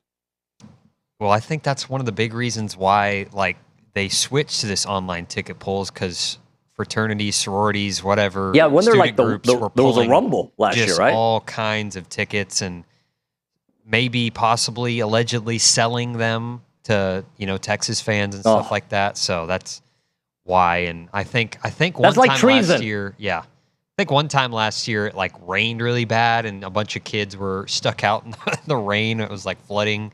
So I guess that's why they're doing it. So it's like Ticketmaster, you got to get in a queue is right when Taylor Swift tickets come out. Guess what? No one's going to care after they do it the first time. You know what I mean? I don't know. No one's going to care. Do you think the kids today even know? They'll tweet about it, but that's about it. Yeah. Let's get one more story in from Ava Davis. Ava, what else? Head coach Pat Henry, announced yesterday the addition of the new throws coach, Eamon Nick Farr, to his staff. Coach Henry says Coach Nick Farr brings wealth of experience and knowledge of throwing events to our program. I have known him and watched his athletes compete at a very high level for a number of years. I believe not only in his ability to coach, but his ability to communicate with his athletes, and I know he will work well with our staff. So he spent the last 6 seasons in North Carolina leading the Tar Heels throwing group, and he had amazing success there with 14 All-American honors and lots of good athletes, and he's excited. He was a 2-time Olympian athlete himself in the shot put, actually. So that will be exciting for the track team. Exciting it is. Ava, thank you very much. When we come back on TexAgs Live, Jalen Wydermyer. I used to love watching him play. I know his dad used to tune in from time to time on TexAgs. So we're going to catch up with Jalen, see what's up with his life. I know he was playing for Michigan this past year. Got to play against Leon O'Neal, I think, on 2 different occasions. So we'll chit-chat with him about that. A moment for Caldwell Country Chevrolet, Highway 21 in Caldwell and online at caldwellcountrychevrolet.com. There's car buying, and then there's the car buying experience at Caldwell Country Chevrolet, where the selection is incredible, where the pricing is great, and the trade-in value is wonderful. It doesn't matter what your situation is. They will help you find that great SUV or that truck or that sedan, and they'll try to make sure that you get the price that you need for your lifestyle. They don't just make sales, they build relationships, and that's why they offer complimentary pickup and delivery for their service customers, because they know that your time is valuable. Remember, it's about a 15-minute drive, the edge of Bryan to the beginnings of Caldwell. A short conversation away, but you'll see the difference when you step on the lot and do business with the great people at Caldwell Country Chevrolet. Highway 21 in Caldwell, online, caldwellcountrychevrolet.com.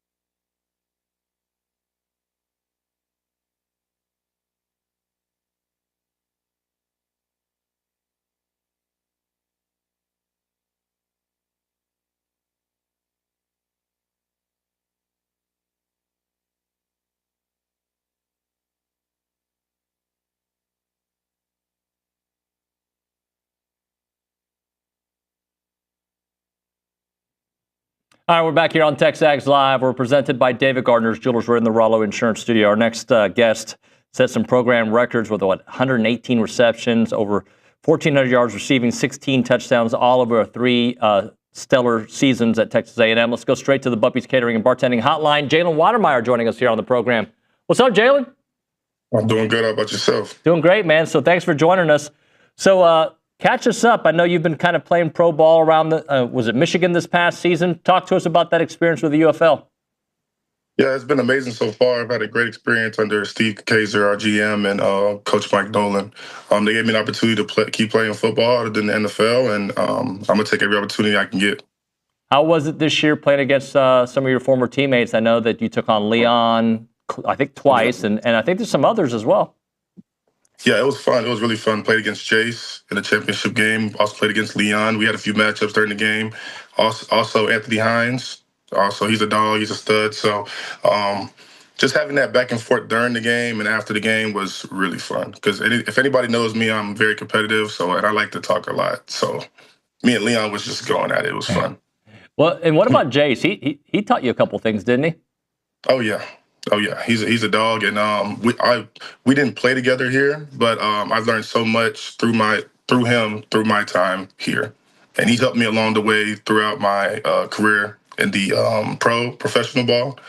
We just got the phone actually, I want to say a few days ago. So yeah. Talking to Jalen Wydermyer here on TexAgs Live, presented by David Gardner Schulers. Help us understand the level of athlete that plays in the UFL, and just talk about the caliber of guys you played against. So I didn't know how it was going to be when I first went into it, but I talked to one of the older guys, and the older guys was like, "Hey, this is not no cakewalk. Like, this ain't the NFL, but all these guys have NFL experience, and everybody's here, either old, young, are trying to get back in the NFL, or they're on their way out of their career." So it was a great experience, and it was true. It was not no cakewalk. Yeah, and how does that work? Are they 1-year deals? Are they multiple years? What is your plan for the future? I would definitely say, well, my plan right now is to keep training, to get ready to go back to NFL, but I also already signed my contract to go back to Michigan Panthers. So how it works is I can't sign with another UFL team, which I really don't want to, but it won't stop me from going to the NFL. So if I get a call from a team and they want to pick me up, my contract will still be there for UFL until I say, hey, I'm gonna just stay with the NFL team that I'm with and keep it moving. So that whole business is set up to get you back to where you want to be. Are you a better player for the NFL because of your time so far with the UFL? Oh yeah. It's helped me stay connected to football because I took a year and a half off of football, and it was tough. So it was getting back. It was a great transition period for me and a good way to get back on the field. And also to me, it was a confidence thing as well. It was like, hey, do I still got it? After it's been a year and a half, do I still got it? Last year, I led the league in the PFF grade at tight end, so I know I still got it. Talking to Jalen Wydermyer here on TexAgs Live. So take me through that year and a half. Was football just taken away out of your control? Were you having doubts about playing? To kind of take me through, and then how that energy got re-sparked. I would say kind of both. I've been playing this game since I was 4 years old. So once you don't have the opportunity to get back into a league, you're like, okay, what am I? You kind of have a crisis. What do I want to do? I never thought about a job before. I never had a job. What do I want to do with the rest of my life? That's what you start thinking about. And then as I started to I had a job, and once I got that job, I was like, I want to play football. I miss football. I want to get back on the field. That's what I want to do. And that's why I was put on this earth to do, is play football. So I'm still young. I still have a great opportunity. Then out of nowhere, Mr. Kaiser and Coach Nolan called me and said, hey, come play for us. I said, yeah, I'll be right there. So did I hear you correctly? You had a real job, a real 9-to-5 kind of thing? Yes, I worked security. Hated it. But it was the closest thing to football that I can get, throwing people out the club. So I gotta imagine, man, nobody was messing with you, right? Oh, absolutely not. No. How did you fall into it? I'm sorry? How did you fall into it? How did that become the gig? Did you know somebody doing it? Did it just fall on your lap? It just kind of fell in my lap. It was a thing just to keep me busy. It wasn't really about money. It was more so just to keep me busy.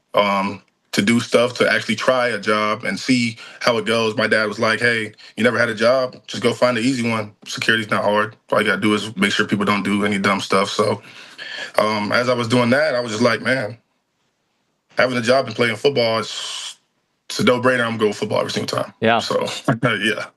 Jalen, let's go back to your time at A&M. How'd you end up at A&M? What was your reasoning to kind of take us through that whole recruiting process and how you ended up being an Aggie? I would say I wasn't recruited under Coach Summerlin, but as soon as Jimbo got here, he kind of put his eyes on me, and he came to my basketball games, and he was like, you are a really good basketball player, but I know what you can do on the field. You're a great football player. And I was getting a ton of offers, SEC offers, and once I got my first one, that's when A&M and Alabama and Georgia all started to roll in, and it was out of A&M in Miami.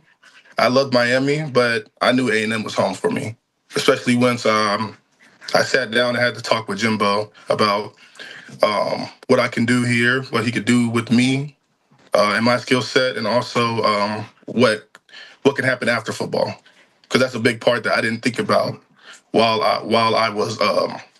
That's a big part of what I was thinking about while I was getting recruited. You know what I mean? So like the Aggie Network, 0 to none. So I definitely made sure to take advantage of that. Jalen, your freshman year, you made an impact right away. You had 32 catches, 6 touchdowns, all SEC freshman honors. Just, I mean, it was like that you got started and you really excelled. Oh yeah, it took that first touchdown versus Clemson. We lost that game, but it took that first touchdown to actually get acclimated. And the biggest transition for me was the speed of the game from high school to college. My first SEC game was Auburn, and I caught the ball over the middle on an in route from Kellen. He threw a dot, and I caught it. And I just remember getting hit on my right side, and I was like, these dudes are not playing. They hit hard. And ever since then, the speed of the game just got slower and slower and slower. Now I'm doing stuff that I wasn't even thinking of doing. I'm just automatically doing it on the field. Hey, the ball's coming towards me. He's grabbing my left hand. I could stick out my right hand. And before I even think about it, my body's automatically doing it. You know? So yeah, once I got the speed of the game, it was a breeze from there. You broke the record for tight ends with touchdowns at A&M. When you think about some of the names on that list, just talk about it. I mean, Martellus is on there, Martellus Bennett. Obviously, Jace, who you spoke about earlier. Just what a collection of guys at that position, and you stand with them. Yeah, it's a blessing. Honestly, it's a blessing to be in the same category as like Jace and Martellus. I used to watch Martellus growing up. I grew up a Patriots fan, so watching him, I was just like, man, like I'd never thought that I would be able to be on the same level as they were. All I do was play football. Then one day, somebody tells me, "Oh, you just beat the record." I'm like, I had no idea I just beat that record until the game was over. So. It's a blessing for sure, and it definitely shows the work. It definitely shows the work that I put in to get where I'm at. Tell us the story about when you met Coach Belichick. I believe that you even told him, right? Like, hey, I was a huge fan. Mm-hmm. Yeah. So I remember the day I got signed. I was going for a workout, and I did not expect to get signed that day. And he brought me in. He was like, hey, we really like you. Want to bring you in right now. I only prepared to come for a workout, so I only brought like 2 pairs of clothes with me. So I was like, okay, Mom, I'm staying in Boston. They want me. So I need you to ship all my stuff. My agent, I need y'all to ship all my stuff down here, my car, everything. And that took about a few weeks, but I was using the team's apparel. And I sat down with Coach, and I was like, hey, I love it here. I really want to be here. I really want to stay here. And I told him the story of me, how I ended up loving football, which was watching Brady and Gronk growing up. And he cracked a smile. I made him crack a smile. And that right there was a huge thing for me. Something very little probably to him was huge for me, because this is the greatest coach of all time. And he doesn't even smile after he wins Super Bowls. And I just made him crack a smile just by telling him, you're one of the reasons why I play the sport today. So it was a huge blessing and a huge honor to play under him. Jalen, when you are around him, do you see is it that noticeable, the greatness, the way his mind works, the way he coaches? Can you actually feel it watching him work?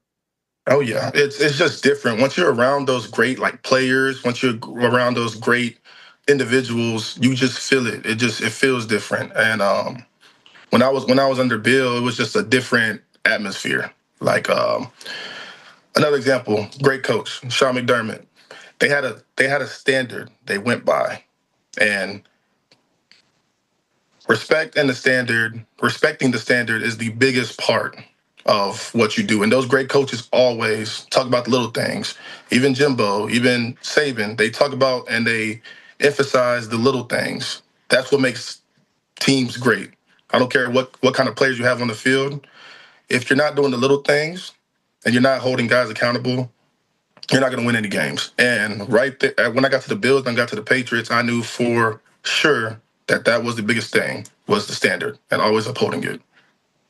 Jalen, what do you think about this tight end group here at Texas A&M? I don't know how much you get to pay attention, but, Theo, Nate Burkitcher, they got some dudes. Michael Riley, like you go through this list of guys, Amari Niblack, who came from Texas. What do you think about this group? Y'all have a great group of guys, especially Theo. Theo, that's my guy.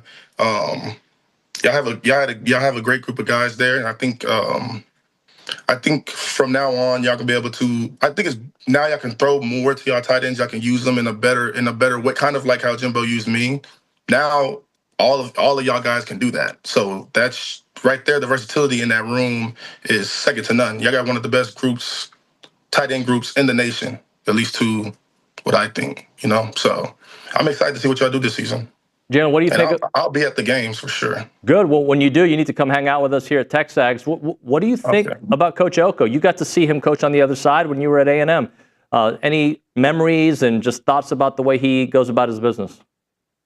Love Coach Elko. He's a no-nonsense type of guy, but he'll also sit down and have fun with you, right? And one thing I really respect about Coach Elko is he always respected my game, right? Say I made a big play. He was a DC when I was here. So say I made a big play, he'll come to me, hey, great play, brother. Keep doing that to our defense. Keep showing us this and that. So on Saturday we can have it so it can be fixed. And that's what practice is all about. And he really paid attention to those details and stuff like that. So I really respect Coach Elko, really respect him, and I think he's a great head coach so far. Jalen, I appreciate your time, man. Thanks so much for making a few minutes, and let's do it again. Yes, sir. It's been a blessing. Thank you. Thanks, man. Jalen Wydermyer there on the Buffy's Catering and Bartending Hotline. Appreciate his time. We'll hit a break. I think we'll try to do around the SEC on the other side, brought to you by the Jackster Group. Get some thoughts there. And then a loaded 10 o'clock hour, J.D. PicKell. We've got Seth Taylor of the A&M soccer team. We've got Trey Wallace of Outkick. So a loaded 10 o'clock. That's coming up next on TexAgs Live.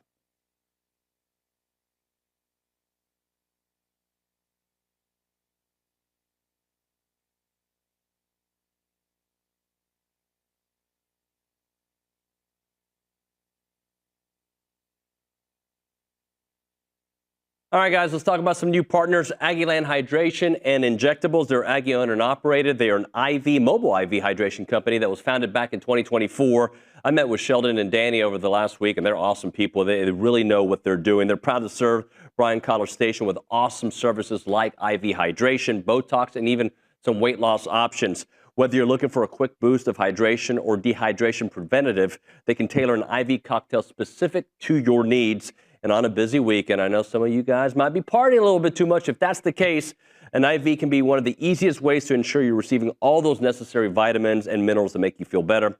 Their overall mission is to bring a more personalized and accessible wellness option to the broader range of clientele here in the Bryan College Station and Brazos Valley area. To book an appointment or inquire about it, just call them up or text them. 979-217-1561. Again, it's Aggieland Hydration and Injectables. Check them out. It's our friends at Aggieland Hydration and Injectables.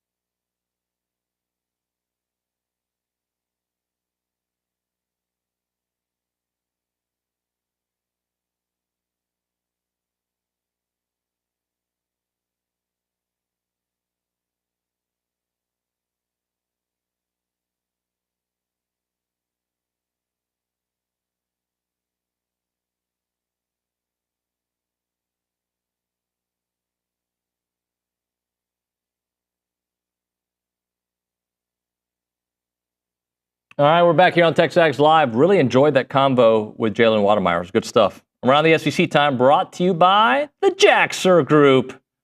Nick Savage, do you have some thoughts on the SEC? Yeah, I do. Since the AP poll dropped, I figured I'd get your take quickly on the ranked opponents on A&M's schedule, right? So you got number 6 Notre Dame, number 15 Florida, at number 9 LSU, number 13 South Carolina at home, and then, of course, at number 1 Texas. So what I want you to do, David Nuño, you don't have to, I guess, if you don't want to. It's a free country. How about that? I want you to rank them 1 to 5, 1 being the most winnable, 5 being the toughest game for Texas A&M. 5 being the toughest. So correct. 1 the most winnable 1 game. Is the most winnable. Yes, sir. Of the ranked teams. Yes, sir. Okay. Let me look at that. All right. 1 being the most winnable. I am going with South Carolina 1. I agree. Okay. I am going I'm going Florida 2. I would agree. I'm going Notre Dame 3.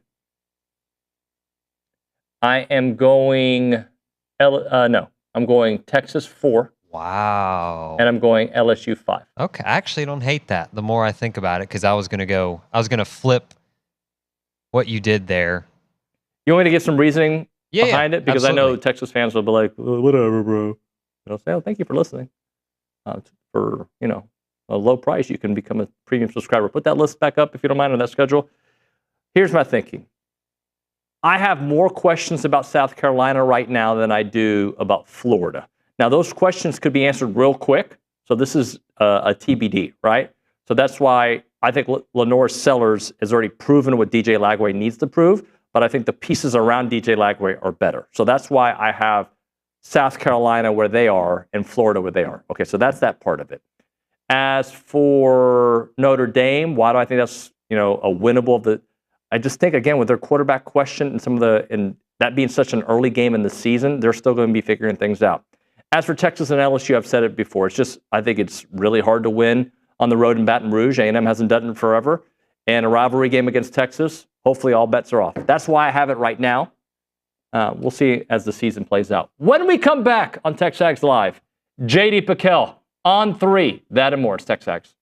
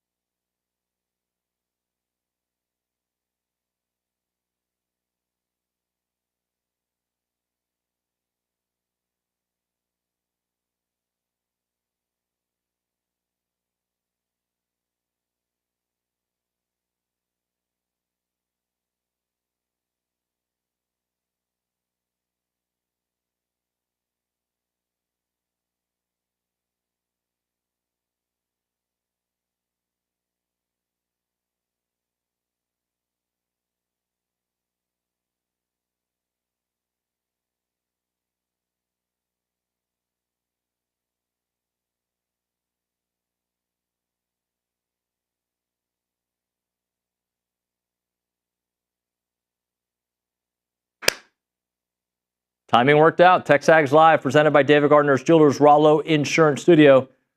Let's talk to a buddy of the show who's pretty high on A&M, and we're going to break it all down here on TexAgs Live. We go to the Buppy's Catering and Bartending Hotline. JD PicKell of On3 joining us here on the program. JD, what up, man?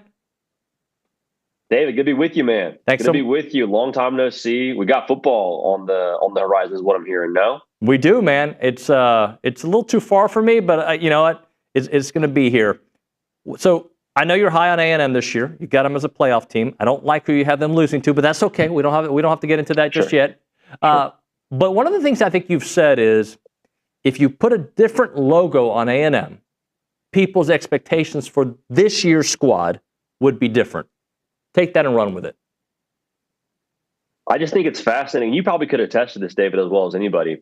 Whenever you're just talking to one of your buddies or you're in the group chat or whatever it is, and you pitch the idea of A&M being good, it's very quickly met with, well, but Texas 8-4, well, but last year they didn't, well, but a couple of years ago. And I think it would just be, I think we would all be much better if we could just take a second. We would all be better as a society for it if we could just take a second and say, no, not last year, not Jimbo Fisher, not Kevin Sumlin. Tell me why this year's team won't be really freaking good. And I'm not saying they're going to go win the national championship, but if like the idea of them making the college football playoff to a lot of folks is like unfathomable. And a lot of the reasons why that seems to be the case for some folks is going back to the ideas of Texas 8-4 and the logo, and they haven't done this. And I'm like, well, Mike Elko wasn't there during the Jimbo Fisher era as the head coach. Jimbo Fisher was the head coach. Marcel Reed wasn't a part of those seasons. And so when you look at the 2025 season and the 2025 team as just that, what they are in the context of this year, there's a ton for me to be excited about. I mean, we're talking about everyone else around the SEC breaking in a new quarterback. It's like A&M's not doing that with Marcel Reed. Like everyone's trying to figure out what they have on their roster with those usual suspects, if you will, like the Georgias, and Texas replacing a lot up front. It's like A&M's top 10 in returning production. So I think the exercise and the idea about A&M and what they have been previously bears way too much weight in people's opinion and what they are going to be in 2025. JD, I think I'm part of the problem, and I'm going to explain to you the why behind it. And I agree with everything you say, but I sometimes just, it kind of depends. Like I as a talk show host doing 15 hours of radio a week, right? Like I have moments where I think this team's going to go 10-2, but for the most part, I have them in the 9-3, 8-4 range. And I think part of that is because if you look at the last three coaches, all right, Mike Sherman had one really great season, a really nice season. Summy had 2012, which was amazing, right? Jimbo had 2020. I think they were robbed of a playoff spot, right? But there just hasn't been sustainability. But where I'm an optimist is like, I feel like Coach Elko is building something that seems sustainable. It feels a lot like your friend who's in a dating relationship and, the next one goes south and it's like, well, just not for me. Like all guys are the same, all girls the same, just you have these friends that have those same tired, kind of talking points around their experiences. And I'm like, well, but that next girl for you, brother, that could be the way. It just takes one. And so, yes, like A&M and the logo has been the common denominator. But I guess maybe and this could be just a me thing too, David. I might just be a hopeless optimist. I mean, that's the point. One of the top comments I get across the board is like, you're just looking for the positive. And it's like, well, I mean, when there's positives to be had, yeah, I'm gonna highlight those. So I do understand where you're coming from, but I really do think what you said about Mike Elko and him and the new leaf that they're turning over and just the things he brings that I think are just such stark contrasts from what the other head coaches at A&M haven't had, which is, I think, just to be transparent here, a coach who majors in culture. I think that's going to make all the difference. Talking to JD PicKell here on TexAgs Live. All right, so I'm going to tell you some of my questions about A&M, and then you give me your thoughts on them, okay? Love it. All right, so offensively, I don't have a lot of questions. I really don't. I mean, they've got to be better. And I'll tell you why I think they'll be better. And you kind of already said it, right? Like you've got returning production, especially on that offensive line. You've got a running back room that should be really lethal in the SEC and beyond if they can stay healthy, right? The wide receivers, you got some playmakers. So really, My questions on the offense aren't that high. I wanted to see Marcel take a step, but every quarterback in their second year should be taking some kind of step if they don't have a sophomore slump. So I'm not going to even start on the offense. I'm going to start defense. The secondary gave up way too many big plays last year. I have a feeling they'll be significantly better because some of the additions and some of the time and Coach Elko's imprint on the defense. Tell me why I should be not as worried about maybe the secondary. So I think I have two thoughts there. One is, and I said this to Billy during media days, and I asked him to tell me if it was a lazy take, and he said it wasn't. So I'm going to roll with it here on your show. Okay. For better or for worse, especially in the second year under a head coach, I just sort of trust that their side of the football they major in is going to be okay. And last year, A&M, I mean, they weren't bad defensively, as you well know, David. There was just some timeliness issues that you would like to have cleaned up. I think that's going to get cleaned up the second year under Mike Elko. I think if that's your baby, that's what we brought you here to specialize in as the head coach, I think that gets better. The second part of that, which kind of goes hand in hand, what I want to get to is the second year under a coordinator, in my experience at least, you go from knowing what to do to then instinctually reacting and just playing football. I think we saw that. Ohio State's a great example. And Jim Knowles and his defense was extremely complex, so there was some maybe extra learning curve there. But what hurt Ohio State in the previous years of not winning a national championship, say what you want, around Kyle McCord, like the defense, same situation, like let up a lot of explosive plays that kept them from accomplishing their goals. And then as time progressed, you see guys get more comfortable, start playing fast and free, which should cut down on those mental lapses, the mental mistakes that lead to the other team's band playing. So for me, it's truly a comfortability in the system in the second year that I think will substantially limit a lot of those backbreakers. Another question I have is the defensive line. And how can I not have a question about the defensive line when you got three guys, or day one, day two guys leaving? Although I'll say there wasn't a lot of production from that group at the end of the season last year. So, and some of that Coach Elko described as being, or Jay Bateman described it being, they couldn't be as aggressive because they didn't feel as comfortable on the back end. They feel much more comfortable this year. So defensive line, unproven guys, but some serious guys still.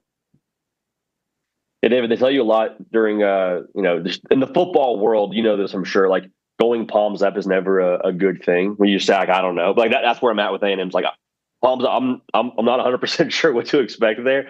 And again, for better or for worse, it kind of comes back to, for me, of like, well, Elko, it's what we brought you here for, brother. We brought you to bring a tough line of scrimmage, brought you to bring a personality to where teams don't run the football on us. Like in year two now, I know you lost some guys to the league, but you're going to, whether it's fair or not, have to figure this out. So I wish I could sit here and give you some names that I felt great about. I don't have those off the top of my head right now, but I do think that when it comes back to Elko and personality, I trust what they have in-house. I do feel great about Cassius Howell, who really did emerge at the end of last season. Here's the other question. Yeah, I believe A&M's headed in the right direction, but you look at that schedule, you got to go on the road against 3 top 10 teams. And then the teams that are coming to Kyle Field, they're not going to be easy matchups. Florida ranked higher than them. I will see if that turns out to be the case. South Carolina, Lenore Sellers is ridiculously good. Missouri, they're an unknown on the road. I think they're going to take a step back, but I mean, if Ahmad Hardy turns out to be the running back that they think he's going to be, maybe they don't take a step back. So I throw that out to you. How do you navigate the schedule? Because I don't know if 9-3 gets you in the playoffs this year. Yeah, I don't think it does, to be honest. I don't think 9-3 gets you in. I think for A&M, and this is maybe, again, glass half full guy over here, right? I like it. I look at that schedule and I don't see Bama. I don't see Georgia. I mean, I think that the revenge factor for the South Carolina game, as good as Lenore Sellers is, I think that Mike Elko and that entire football team, you'd like to think that game will be a touch personal for them when South Carolina rolls in. I think LSU's going to be real freaking good. I've said that before. For Florida, I really like Florida. I do. I don't know what to make of them right now because what we saw at the end of last year was so awesome. And with it being at the end of the year, I think we give Florida so much benefit of the doubt, which maybe it's fair, maybe it's not. I think that was real, but even with that being the case, like A&M went to their spot and took that thing over a year ago. Like it didn't matter what DJ Lagway did. They were definitively, decisively the better football team. So I'm kind of talking this through and kind of giving you my take as the overall win total in the season, I think they're 10-2. I really do, and I a ton of spots where there's going to be this massive, we're just overmatched from a roster perspective, and I don't think there's going to be this massive toast up spot as long as they stay healthy. JD, I question LSU, and I'm going to give you my why behind it. I think the defense will continue to get better, right? So there's that. I question the offensive line. I think Nuss is really good when he doesn't face pressure. When he faces pressure, like most quarterbacks, he takes a significant step back. And I just look at what they've done outside of the championship season in 2019, right? And even with Jaden Daniels, as good as he was, I mean, they're good for 3 or 4 losses, or at least 3 losses, right? So sell me on why I got to buy LSU this year with a different offensive line and, really good wide receivers, really good transfer portal class that we haven't seen play together. Yeah, I mean, I think you hit on it with the offensive line. That's kind of the one concern, right? That's the one area, if you're an LSU fan, you're saying, we'll see. 4 guys, I think, right now from the team last year that are in an NFL camp that were in that offensive line room. It's funny to say this because I just mentioned the NFL guys. Was LSU's O-line really that great a year ago? As a unit, I know Will Campbell's great. I know they have a lot of guys that are going to play on Sundays in general, but I don't know that the floor was set enormously high for them even a season ago. And so if you're telling me that's one variable that you would hope is going to improve, at least in the run game, my thing is, can they just be serviceable up front? If they're serviceable up front and they can run the football, I feel real good about Nuss year 2. I feel real good about the weapons you mentioned. Heck, the things I'm hearing out of Baton Rouge right now as it pertains to that defense too, David, I know we're on TexAgs, so I won't go too long on LSU, but they love what they have on that side of the football right now. There is a feeling internally in Baton Rouge that they might just be good on defense and not just better. Blake Baker has his caliber of player he needs on that side of the football. So I'm saying all that to say, I like the way they're built, and the question around the offensive line doesn't make me as nervous as maybe it does at first glance when you flip through the Phil Steele or the Athlon and see the lack of returning production. JD, one thing that I think that I have to be fair about is if I expect the A&M defensive line to take a step, regardless of the talent on there, then I have to give the same kind of potential to the LSU offensive line because same scenario, a bunch of guys in the league, right? If I think that A&M's defensive line could potentially take a step up because of the second year of being in the Mike Elko system and Jay Bateman, Blake Baker and LSU, same kind of deal. Well, that's defense. Offensive line, though, I think another year of that group and tutelage, I got to give them at least a chance. I think you'd also hope that a year or 2 quarterback has a quicker trigger finger, right? You would hope that we're not blocking for 3 Mississippis most of the time because we know we're going with the football, if not pre-snap, pretty quickly into the football play. I hope we're not digesting this too much if we're Garrett Nussmeier to where we're asking more of the offensive line. And then also the weapons, there's so much around this to where you should have guys open pretty quick and you should have a quarterback that can process it all pretty quick to where you're not asking a lot of the offensive line. Now, I say it's easy to say during the month of August, but we're going to get to the game against A&M and that defensive line maybe ramps up like you and I are talking about. We're talking about Dylan Stewart in November when they got to play him. So it's easy to speculate, but we'll see. We'll see when it comes to LSU.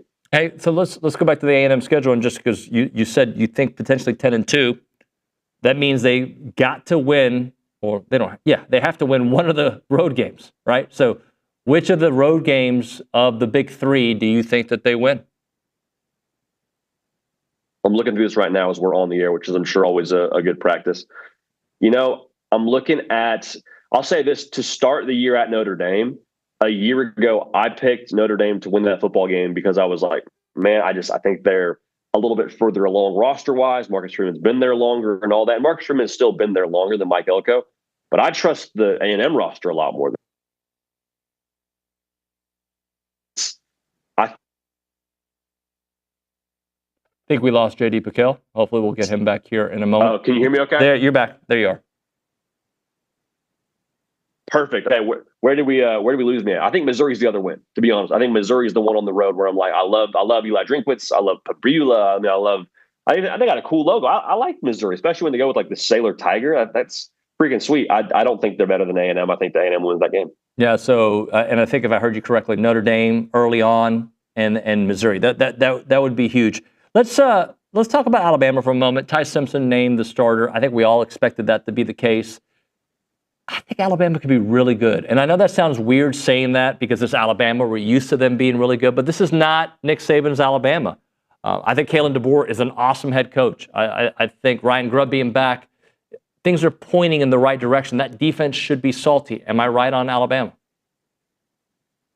I think so. And Alabama was one of those teams where the season ends and you kind of have like that bad taste in your mouth of, well, they went 9-3 and they lost to Oklahoma and vanity teams they shouldn't lose to. What's going on with Bama? But then as like the offseason progresses, we kind of sit with the roster a little bit longer. We take a closer look at what happened last year, and it's like, oh, actually, they were a top 10 defense in America, and they bring back a lot of dudes. Oh, they do still have Kalen DeBoer running the show. They do have Ryan Grubb. I think the Ty Simpson part of this is really interesting because if Ty Simpson is a true like plus at quarterback, like I love Jacob Coker, I love Blake Sims. He has to be better than both those guys if they want to go win national championships now, where you got to win 3-4 games in a playoff and be the guy. If he's a true plus at quarterback, Alabama can do whatever they want this year. If he's just a guy, then you're talking about backdooring into the playoff and seeing where you are in the month of December and January. But if he's a true dude for them, they have everything else around him to make it all go. And one more thing I'll say too on Ty Simpson, I feel like he gets lost a little bit in the shuffle. He was still a 5-star out of high school. Like he was recruited by Nick Saban to come to Alabama. If you're good to be recruited by Nick Saban and then good enough to stick around with Kalen DeBoer in that quarterback room for 2 years, like you must have some ability to you. So I think this idea that Ty Simpson isn't any good, like 30 physical giftings, which I think is maybe like loosely becoming part of his narrative. I don't buy that. And I think we're going to see that here when the season gets rolling. Talking to JD PicKell here on TexAgs Live. JD, let's close out with Tennessee. Interesting because I think Josh Heupel's a really good coach. He's proven to be a really good coach. He adapts with the roster that he has, right? No matter the situation. He's turned some quarterbacks into some guys that we'll think about, like Hendon Hooker, differently than we would have without Josh Heupel. So Joe Milton didn't have the success that Hendon Hooker had, but Nico, the numbers weren't spectacular. But what do you make of them this year with Joey Aguilar potentially being the guy, the offense looking different, obviously running game, and defense should still be really, really good? I think you hit on it. I think the two hinge points I'm watching to see if Tennessee wins 8 games or if they find a way to pop and win 10 and become a playoff team. What do you get from that passing game? Does Joey Aguilar give you enough juice offensively to be closer to what you were in 2022 than what you were these last 2 seasons? Because the way that Tennessee's built, and you know this, David, like they're going to run the football. I think it's like each of the last 4 seasons, Tennessee's been north of 2,000 yards rushing. Like that's just, they are going to run the football. If they can have receivers and enough quarterback play to where they can hurt you downfield, if they have receivers that can win one-on-one matchups and a quarterback that can cash in when money's on the table, like Tennessee fans were so frustrated with a year ago with Nico, is guys running up and down the field and we're throwing it 5 yards over them. Same thing with Joe Milton. If they can connect on those plays, Tennessee's going to have a shot. Because what you just said, the defense is not the question. Like defense, maybe not top 5 in the country like it was a year ago, but they'll still be in like that top 15, top 20 range. And if that's all that it takes for Josh Heupel to field an offense, like, hey, that's the bar that has to be set. Like we just got to be good enough offensively. I think Tennessee's going to be very feisty. I have them at 9-3. I think they missed the playoff, but I do think with what happened with the Nico saga, bringing a quarterback post spring who you expect to start for you, I think if you're a Tennessee fan, I think that in itself just speaks volumes to the kind of coach that he is if they get that done. All right, JD, I appreciate your time, man. We'll do it soon, okay? Appreciate it. Hey, David, did you get my Venmo? I don't know if you saw, I was Venmoing you. I don't know if you saw. Yeah, for the gambling stuff, right? Like something about USC, UCLA. Yeah. It was. We'll talk about it off the air. Yeah. I'm gonna write you a check with a memo as well. All right. Good deal. Thanks, David. Hey, buddy. JD PicKell there on the Buffy's Catering Bartending Hotline. Appreciate his time. We'll hit a break. We'll talk a little Aggie soccer on the other side. Close out with more SEC talk. Right now, Aggieland hydration and injectables. I know that Nick was partying late night last night. Went to go watch his Stros play, and he was just partying. I think had I thought about it beforehand, I would have sent him to Aggieland hydration because they'll take care of your Botox needs, by the way, Nick. But also, they'll take care of you IV hydration and weight loss options. They can do a quick boost of hydration or a dehydration preventative. and they can tailor an IV cocktail specific to your needs. So when you go out late, you go to a festival, a music show, a sporting event, or you're just busy around the house doing things, let them take care of you, because a busy weekend, you need to make sure that you get all your necessary vitamins and minerals. Their overall mission is to bring a more personalized, accessible wellness option to here at the Bryan College Station in Brazos Valley area. To book an appointment, call 979-217-1561. Sheldon and Danny will take care of you. 979-217-1561 is Aggieland Hydration and Injectables.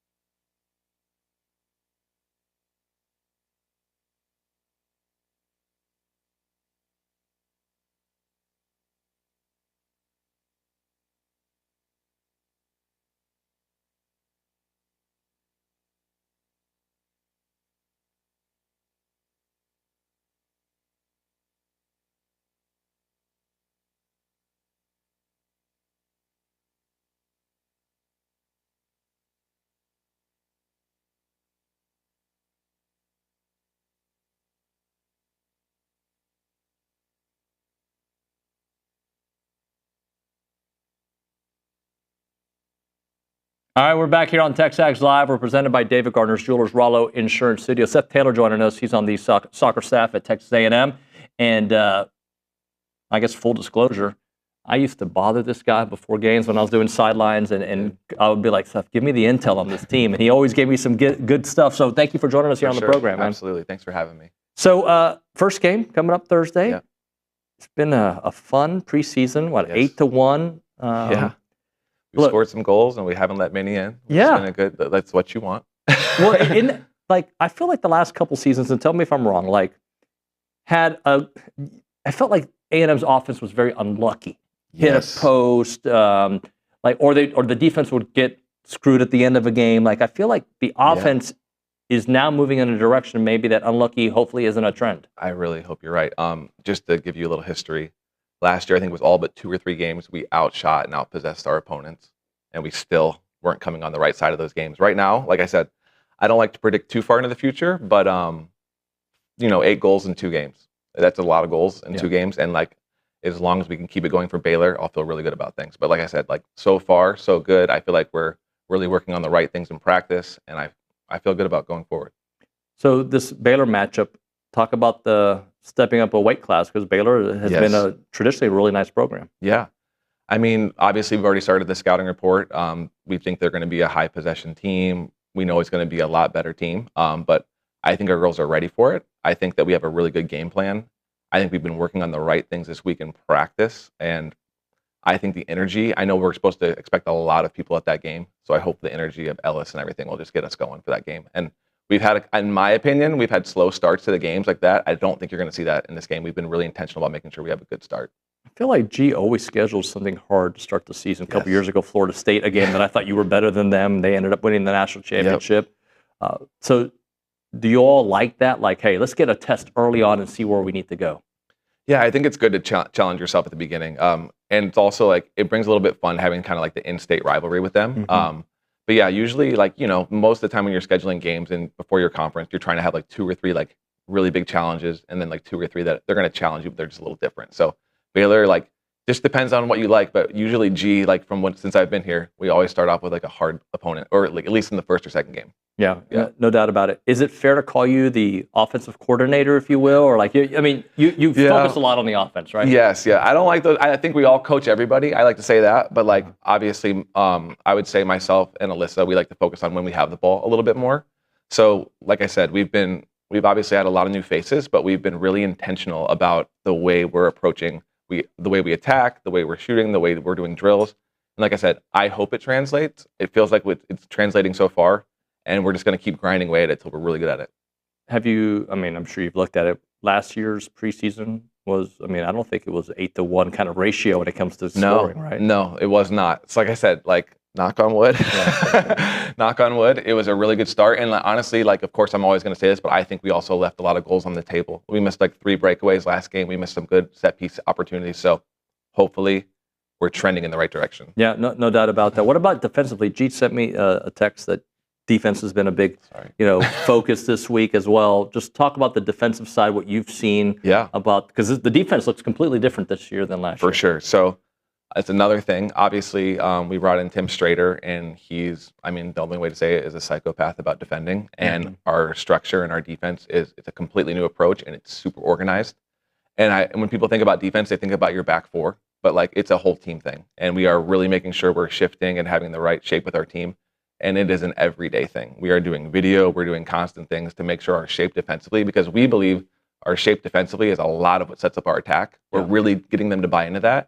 So I think you're going to see, for the fans to come out, they're going to see a really organized team that's going to work really hard. Yeah. Your role also includes being part of recruiting coordination, right? So yes. I know you can't talk specifics about players, but you feel good about the direction the program's going. Yes. Like I said, obviously we were able to get a lot of good transfers in the portal. I don't know if people probably aren't familiar with Seth Taylor, but I came here from California, being there for almost a decade, basically. So our first couple classes are probably more West Coast heavy, but as we're getting closer to 26, 27 recruits, we're kind of balancing it out. So most of our recruiting going forward is going to be basically California and Texas, to be honest. And we feel good about that. And no disrespect to the other, 48 states, but usually you think women's soccer, you think California and Texas have the best talent. Yeah, well, I'll be honest with the audience. My daughter plays at a pretty high level, and it's always when you go to these showcases, it's the Texas teams, the Dallas teams, the Houston teams, and the California teams, Los Angeles and whatnot. So like that's the top teams come from those areas. Yes, correct. Most of the time. So chemistry, talk to me about what you can see. It seems like there's a core group that really gets along. Yeah, I mean, like I said, one of the things we were really intentional about the spring was making sure we were doing like a ton of team bonding, whether it was like us leading it or it was like organic with the girls. And we feel like we have some good leaders in place, and we have a lot of girls that are focused on the main thing. And the main thing is for us to be successful. And that's not just like, obviously, this sounds like coach speak, but like, it's not just on the field, but it's off the field. But obviously, we know, I feel like in a team sport, that all comes together. So the girls have been really intentional about doing things together. We've been really intentional about like, we did a ropes course. We've done different things where we've gone out to eat together. They've gone to like games together. And I think that all just helps us win on the field. Seth, last thing for you. Yeah. Now that the season's here. Yes. It is the marathon and the sprint because both. I mean, you got Lamar on Sunday, I believe it is. Yeah. So it's like the well, not the SEC, college soccer in general. I mean, they put a lot in a short amount of time. Yes. My head is spinning, especially for my role, like you said. Like, not only we have these important games that feel like they're back to back to back to back, but in between these games, we're also having recruiting visits. So we're doing a lot of things. And not only that, we're also getting scouts ready. We're planning training, so there's a lot going on. And it is, it starts to become a balancing act where like, you're like, how much can we do in training? Sure. How much should we rest them? What do we need to do this week? So it's going to be definitely, I always feel like it's more of a sprint than a marathon. Yeah. It's definitely more of a sprint than a marathon, especially the way. You hope it becomes a marathon. Though, yeah. right? Oh, I hope it just goes till December, you know, like, but right now it seems like it's a sprint and we just want to have a good start. Seth, I appreciate your time, buddy. For sure. Absolutely. Thank you very much. Yeah. When we come back on TexAgs Live, Trey Wallace of Outkick. We'll talk a little SEC football, that and more. It's TexAgs.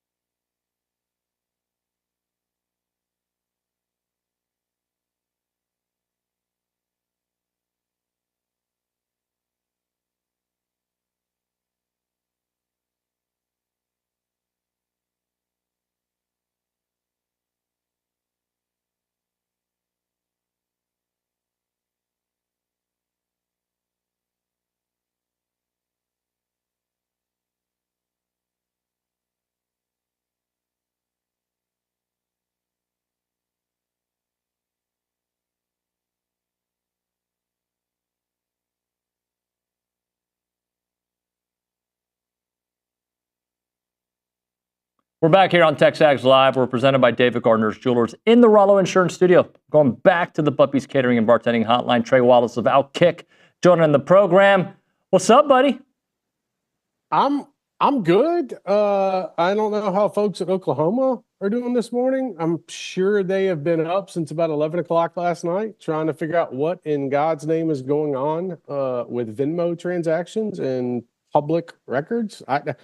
That's the wildest darn thing I've seen in a while. Yeah, I was talking earlier on the show, like, I hate to comment on it because it's so fresh and new, but like, right. But I still think, like, man, like, how about this? If there's smoke and they find the fire, both things have to happen. What does that mean for him? I guess we're a long way from that. Yeah, no, we are. And the person that actually like initially put it out last night, it turns out he had like a fake profile pic from like 2016, 2017. I did a little digging on that. I wrote about it just a little bit ago. It's on outkick.com. I talked to some folks at OU who were on the phone with John Mateer around midnight this morning, and he denied that he's ever gambled anything along those lines, which, whatever. I mean, and also, like, there's also a big difference between gambling with some buddies, compared to getting on FanDuel or whatever DraftKings app that you use and putting it out there. But like it just, from the start, it felt like a Photoshop type of deal. And then I kind of did a little bit more digging and I saw his transaction history went away. But then also at the same time, like, have you ever went down the rabbit hole of seeing what your friends say that they're paying other friends for on Venmo? Like, it's some of these stupidest things. Like, I went down, like, literally an hour last night. I was looking at what my friends paid other people, and I was like, you guys are ridiculous. Let's just put it on private. Look, Oklahoma compliance has been on the phone with him. He denies it. Obviously, they're going to look into it, but this can be, even if he did, David, like, all he has to say is, no, I was being a smart aleck and I was replying with some buddies and having some fun. I literally did not put sports gambling, USC versus UCLA. I'm not that stupid. Thank you. Even if he was actually doing it. So whatever. We'll see what comes of this story. I expect Oklahoma to put out a statement later today. And we'll see where it goes from there. From something that started at 11 o'clock last night and still has legs today, I was kind of baffled by it because it was so stupid to actually believe, right? Well, I was going to say that's awfully specific. And if the quarterback of your team is that stupid, you don't want him to be the quarterback of your team, right? No, man. If you're putting sports gambling in your transaction description to your buddies, I mean, I send Venmos to others and I just do a handshake emoji. Like, that's it. Like, you know what it's for. I don't need, like, it again, that's why all of this feels so dumb to believe, but we're talking about 18 to 22-year-old young men and they do some really stupid things. So would it surprise me? I don't know. Maybe, but at the end of the day, like, I guess you got to believe Mateer on this one. And also, like I said earlier, go prove it. Like, you can't, if you weren't using an app or something along those lines, you're going to have a damn hard time trying to prove it. So good luck to you. And if I was Mateer and I was stupid enough to do that, I would be deny. And I would say the same thing. Go prove that I did it. Trey, so I'm going to ask you a question that I thought of before, but now with a little bit more context, a little bit more history, I can ask it a little bit more authoritatively. Should the SEC and SEC fan bases be worried about the quarterback situation in the SEC? And I'm just going to give you some reasons why I think it could be a problem. Lagway's health, right? I'm not saying he's hurt, but I'm just saying it keeps popping up. Nuss, and he's got tendonitis. And now you got the John Mateer story, and you've got all these new quarterbacks. Like, I know it could be a really special year for SEC quarterbacks, but there also could be some question marks already at this point in August. I mean, look at the situation with Florida. I don't trust, and this is not a shot at DJ Lagway, I don't trust him to make it through the full season without getting injured. I mean, point blank, whether it's running a sprint and messing up your calf for a couple days or week, whatever, to his shoulder, which I don't know if he's fully healthy. The folks in Florida couldn't tell you, and I'm talking about the writers, our colleagues, probably couldn't tell you if he's 100% healthy. I don't care what Billy Napier has to say about it. You know, and you look around the league as well. I mean, it's kind of fickle. Okay, you got Nuss dealing with some tendonitis in his knee. Okay, it's not a torn ACL or anything like that, but his knee's bothering him every now and then. Okay, well, that's a problem. And you look at the other, like, star power-wise, my man, out of the SEC. Like, okay, Ty Simpson's named the starter at Alabama. All right, we kind of felt like that was going to be coming for a while. But look around the rest of the conference. Sure, you got Lenoris at South Carolina. You got Gunnar Stockton. Okay, well, what do we really know about Gunnar Stockton? Not much. We'll find out. Kentucky, good luck to you with Zach Calzada. No offense to Zach Calzada, but good luck. Even Tennessee, David, like, okay, you know, throw Joey Aguilar out there, Grant Merklinger. Like, there's the star power is hinging on guys like Lagway, Marcel Reed, Arch Manning, Nussmeier, and I can name another few. Lenoris, obviously. But at the end of the day, yeah, I think that there's a little bit of a problem when it comes to the SEC going forward this season. I'm interested to see how it plays out, and especially for the teams not named Texas, LSU, you know, Georgia, Alabama, and even A&M.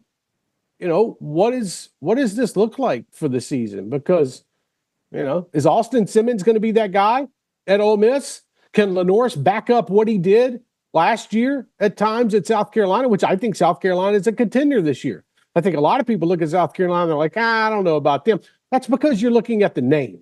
You're not looking at the roster. You're looking at the name on the jersey. So I think that there is a lot of question marks. I think there is going to be some clarity midway through the point of the season. And to be honest with you, I like what is going on in College Station with Marcel right now as well. Trey, I don't know if this is hopeful thinking, but I question South Carolina, and I'll give you my why, okay? Yeah. Yep. And I've said this on the show before, so if I've told you, I apologize. But I think Lenoris is all that. But I question what he has around him this year. Look, we didn't know that defense was going to be spectacular last year, and they were exactly that. But they lost some dudes on that defense. The whole running back situation with Faison, the last I checked, he's still not eligible, right? So yep. Nicholas Harbor, really fast wide receiver, has not been elite yet, right? So I say that, I'm like, I don't know if South Carolina can back up what they did last year, even if Lenoir Sellers is as good. Yeah, because the problem is, and you kind of hit on it too, how much can Dylan Stewart do off the line of scrimmage by himself? And I don't mean that they don't have any other studs. I'm just saying what they're going to do to Dylan Stewart this year is the same thing they did to James Pierce last year at Tennessee. They're going to double team him and make the rest of the defensive line get after the quarterback and show out. Okay? Does South Carolina have that along the defensive line? We're going to find out. I think they got some studs, but does that mean that they're going to be a force? And you talked about it with Arbor. Faison on offense. Like, if you don't get the production you think you're going to get from those two, there's only so much Lenoir Sellers can do. And there's only so many 20-yard, scrambles that he's going to be able to pick up or design runs or be able to hit guys down the field, and that's fine. But, we've seen at times defenses that lock down. Like if you're going to lock down on Harbor on the outside, okay, or are you going to? Like those are the questions that I have. They have a lot of prove-it points. Like the thing is, they have the talent, in my opinion, but we don't know how that talent is going to play around Lenoris. And the running back situation stands out even more. Like, you got to take pressure off Sellers, man. And if you can't take pressure off Sellers, folks are going to pin their ears back and bring 7 and make him make plays down the field. And I think, and they're also going to throw a spy on him. If you want to look at how, and I'll make this comparison a little bit. If you want to look at how some defenses will try to play South Carolina, go look at how they tried to play Hendon Hooker at Tennessee. I think that those two quarterbacks are kind of in the same, in my opinion, just based off their athleticism. And what they had was Tennessee had the receivers on the outside. South Carolina, I've got that question mark. The same can be said for last season with Marcel down at Texas A&M. Like, you got to have progression at these wide receiver spots, I mean, the freak out of them all would probably be Jeremiah Smith at Ohio State, where, okay, you want to double team me? That's fine. I'll go beat you in 2-man, and then I'll go beat you on the 50-50 balls upstairs. But that's where with South Carolina, I think you're right on that. I think if you just look at talent, which all we can do right now is look at talent on the roster. I don't know what the hell they're going to do against Virginia Tech to open the season up on that Sunday night. But just looking at talent, it's where I have them ranked. And that's why I got them ranked in the top 15. But again, they got a lot to prove this year. Trey, I know I have an anti-Texas rhetoric. I mean, I just don't like them. I get it. You're right. It happens. Whatever. But I think they were one of the top 4 or 5 teams in the country based on what I've been told about their talent. Okay? I get that. Right. Yeah. But I personally put more stock in being a veteran team. So I would make the argument that Penn State and Clemson should be in the top 2 or 3 because of that. How wrong am I? You're not wrong in a sense of we haven't seen Arch outside of those 2 games last year. And I get that he's been in the system. This will be his 3rd year. That's not lost on me. I understand it. He should know the Steve Sarkisian offense like the back of his hand. But at the same time, I understand the defense and how they are going to play this season is going to take them up a notch. But if you're not getting the production, if things maybe fall off for a quarter or 2, do other teams start to pounce on that? You mentioned Clemson. To me, I think a lot of people look at Clemson and they're like, can they make that big of a jump from last season to this season? Can they get back in the contender status? I think yes. I think they can. I trust Dabo Swinney as a coach. He didn't forget how to coach, man. He just kind of changed his ways a little bit. You see what he did with the portal this past year. And so I look, I predicted Texas to go 9-3. I said it at SEC Media Days. I think Texas is going to go 9-3. I think there are going to be times where Arch Manning kind of slips up. That could be the first game of the year at Ohio State where you're thrown to the Wolves. And by the way, this is what you sign up for. Like you're going to Columbus. Like this is it. This is big boy college football. I could say the same thing about Texas A&M and their schedule. So I think that you're not wrong in that situation. Texas, again, is a team where you look at it and you're like, all right, the defense is stacked. You got some studs at wide receiver. You got a quarterback that we think is going to be the second coming of his Uncle Peyton. But can he be? I think, to me, there are a lot of question marks surrounding Texas, even though they have the talent on the roster. If you looked at the depth chart that says that's a top 5 team right there. And I don't know if we find it all out first game of the year in Columbus, but we'll get a little smidge. We'll see what they have, and then they're going to get in the rest of September, and we'll find out if they're going to be a real national title contender. I think a lot of what we do in college athletics, and it's hard, I get it, but we look back to last season, and we say, okay, they're going to be good because they were good last year. Well, no, it's a different season. It's a different roster. It's a different transition. I'm sorry. Like you can't tell me because somebody, did fantastic last year that they're damn well going to do it again this year. We've seen too many fall-offs. Look at Florida State last year. So I'm just saying the expectations need to be calmed down just a little bit over in Austin. Let them go prove it, and then we'll reassess and see where they are, midseason. Trey, great stuff, man. Thanks for your time, brother.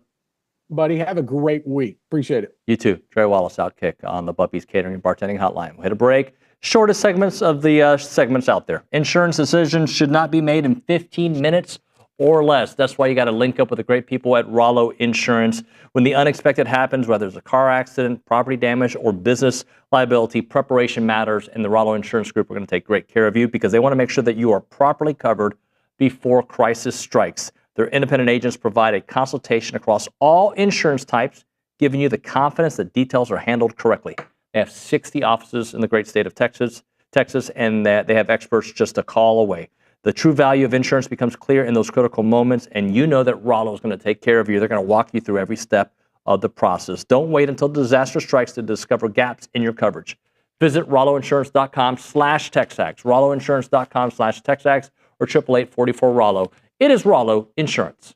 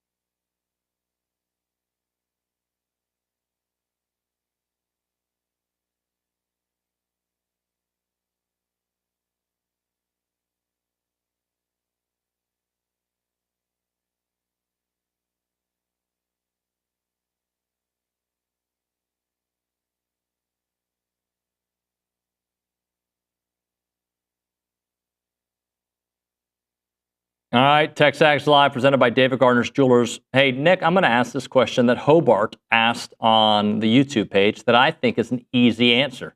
Okay. Great show this morning. David has his fastball painting all the corners. I didn't need to say that part. It just felt good. Question. Who will have more SEC wins in 2025, Elko or Bucky? There's only one answer. Then what is it? Bucky. Yeah. And it's not a shot at Elko. Yeah, I was about to say. How many SEC football games do we play? 8. And how many basketball games is 18? It's 18, yeah. Right? I think Bucky's 10 plus. Bucky's going to win 9. Sure. Or 10. Yeah. Or 11. I'll take 12. I'm going to Idaho. And New Hampshire. Sorry, Howard Dean. Let's go to the Angry Elephant. I didn't mean to snap at you, Ava. Angry Elephant News and Social Censor. Ava Davis has something for us. I want to read the comment, one of the only few positive comments from today's show. People are just fighting. They were. But it's okay. They have their opinions, and I don't know. It's okay. America, right? We can have opinions. Yeah, that's what my little sister says. She said, it's America, but... America. Jared says, starting to think the Aggies have a special season. The talent is in place to make a run. I hope so. Me too. I hope so. Me too. Look, I don't want to take you on this roller coaster ride every time we do a show, guys, but I have reasons to believe we'll be better. And, because I'm an Aggie, I sometimes hold some of that back. But I do believe in the head coach, and I do believe we'll have a great show tomorrow. Who's on that show? I know a lot of people are, like John Harris and somebody else. It's TexAgs. We'll see you mañana.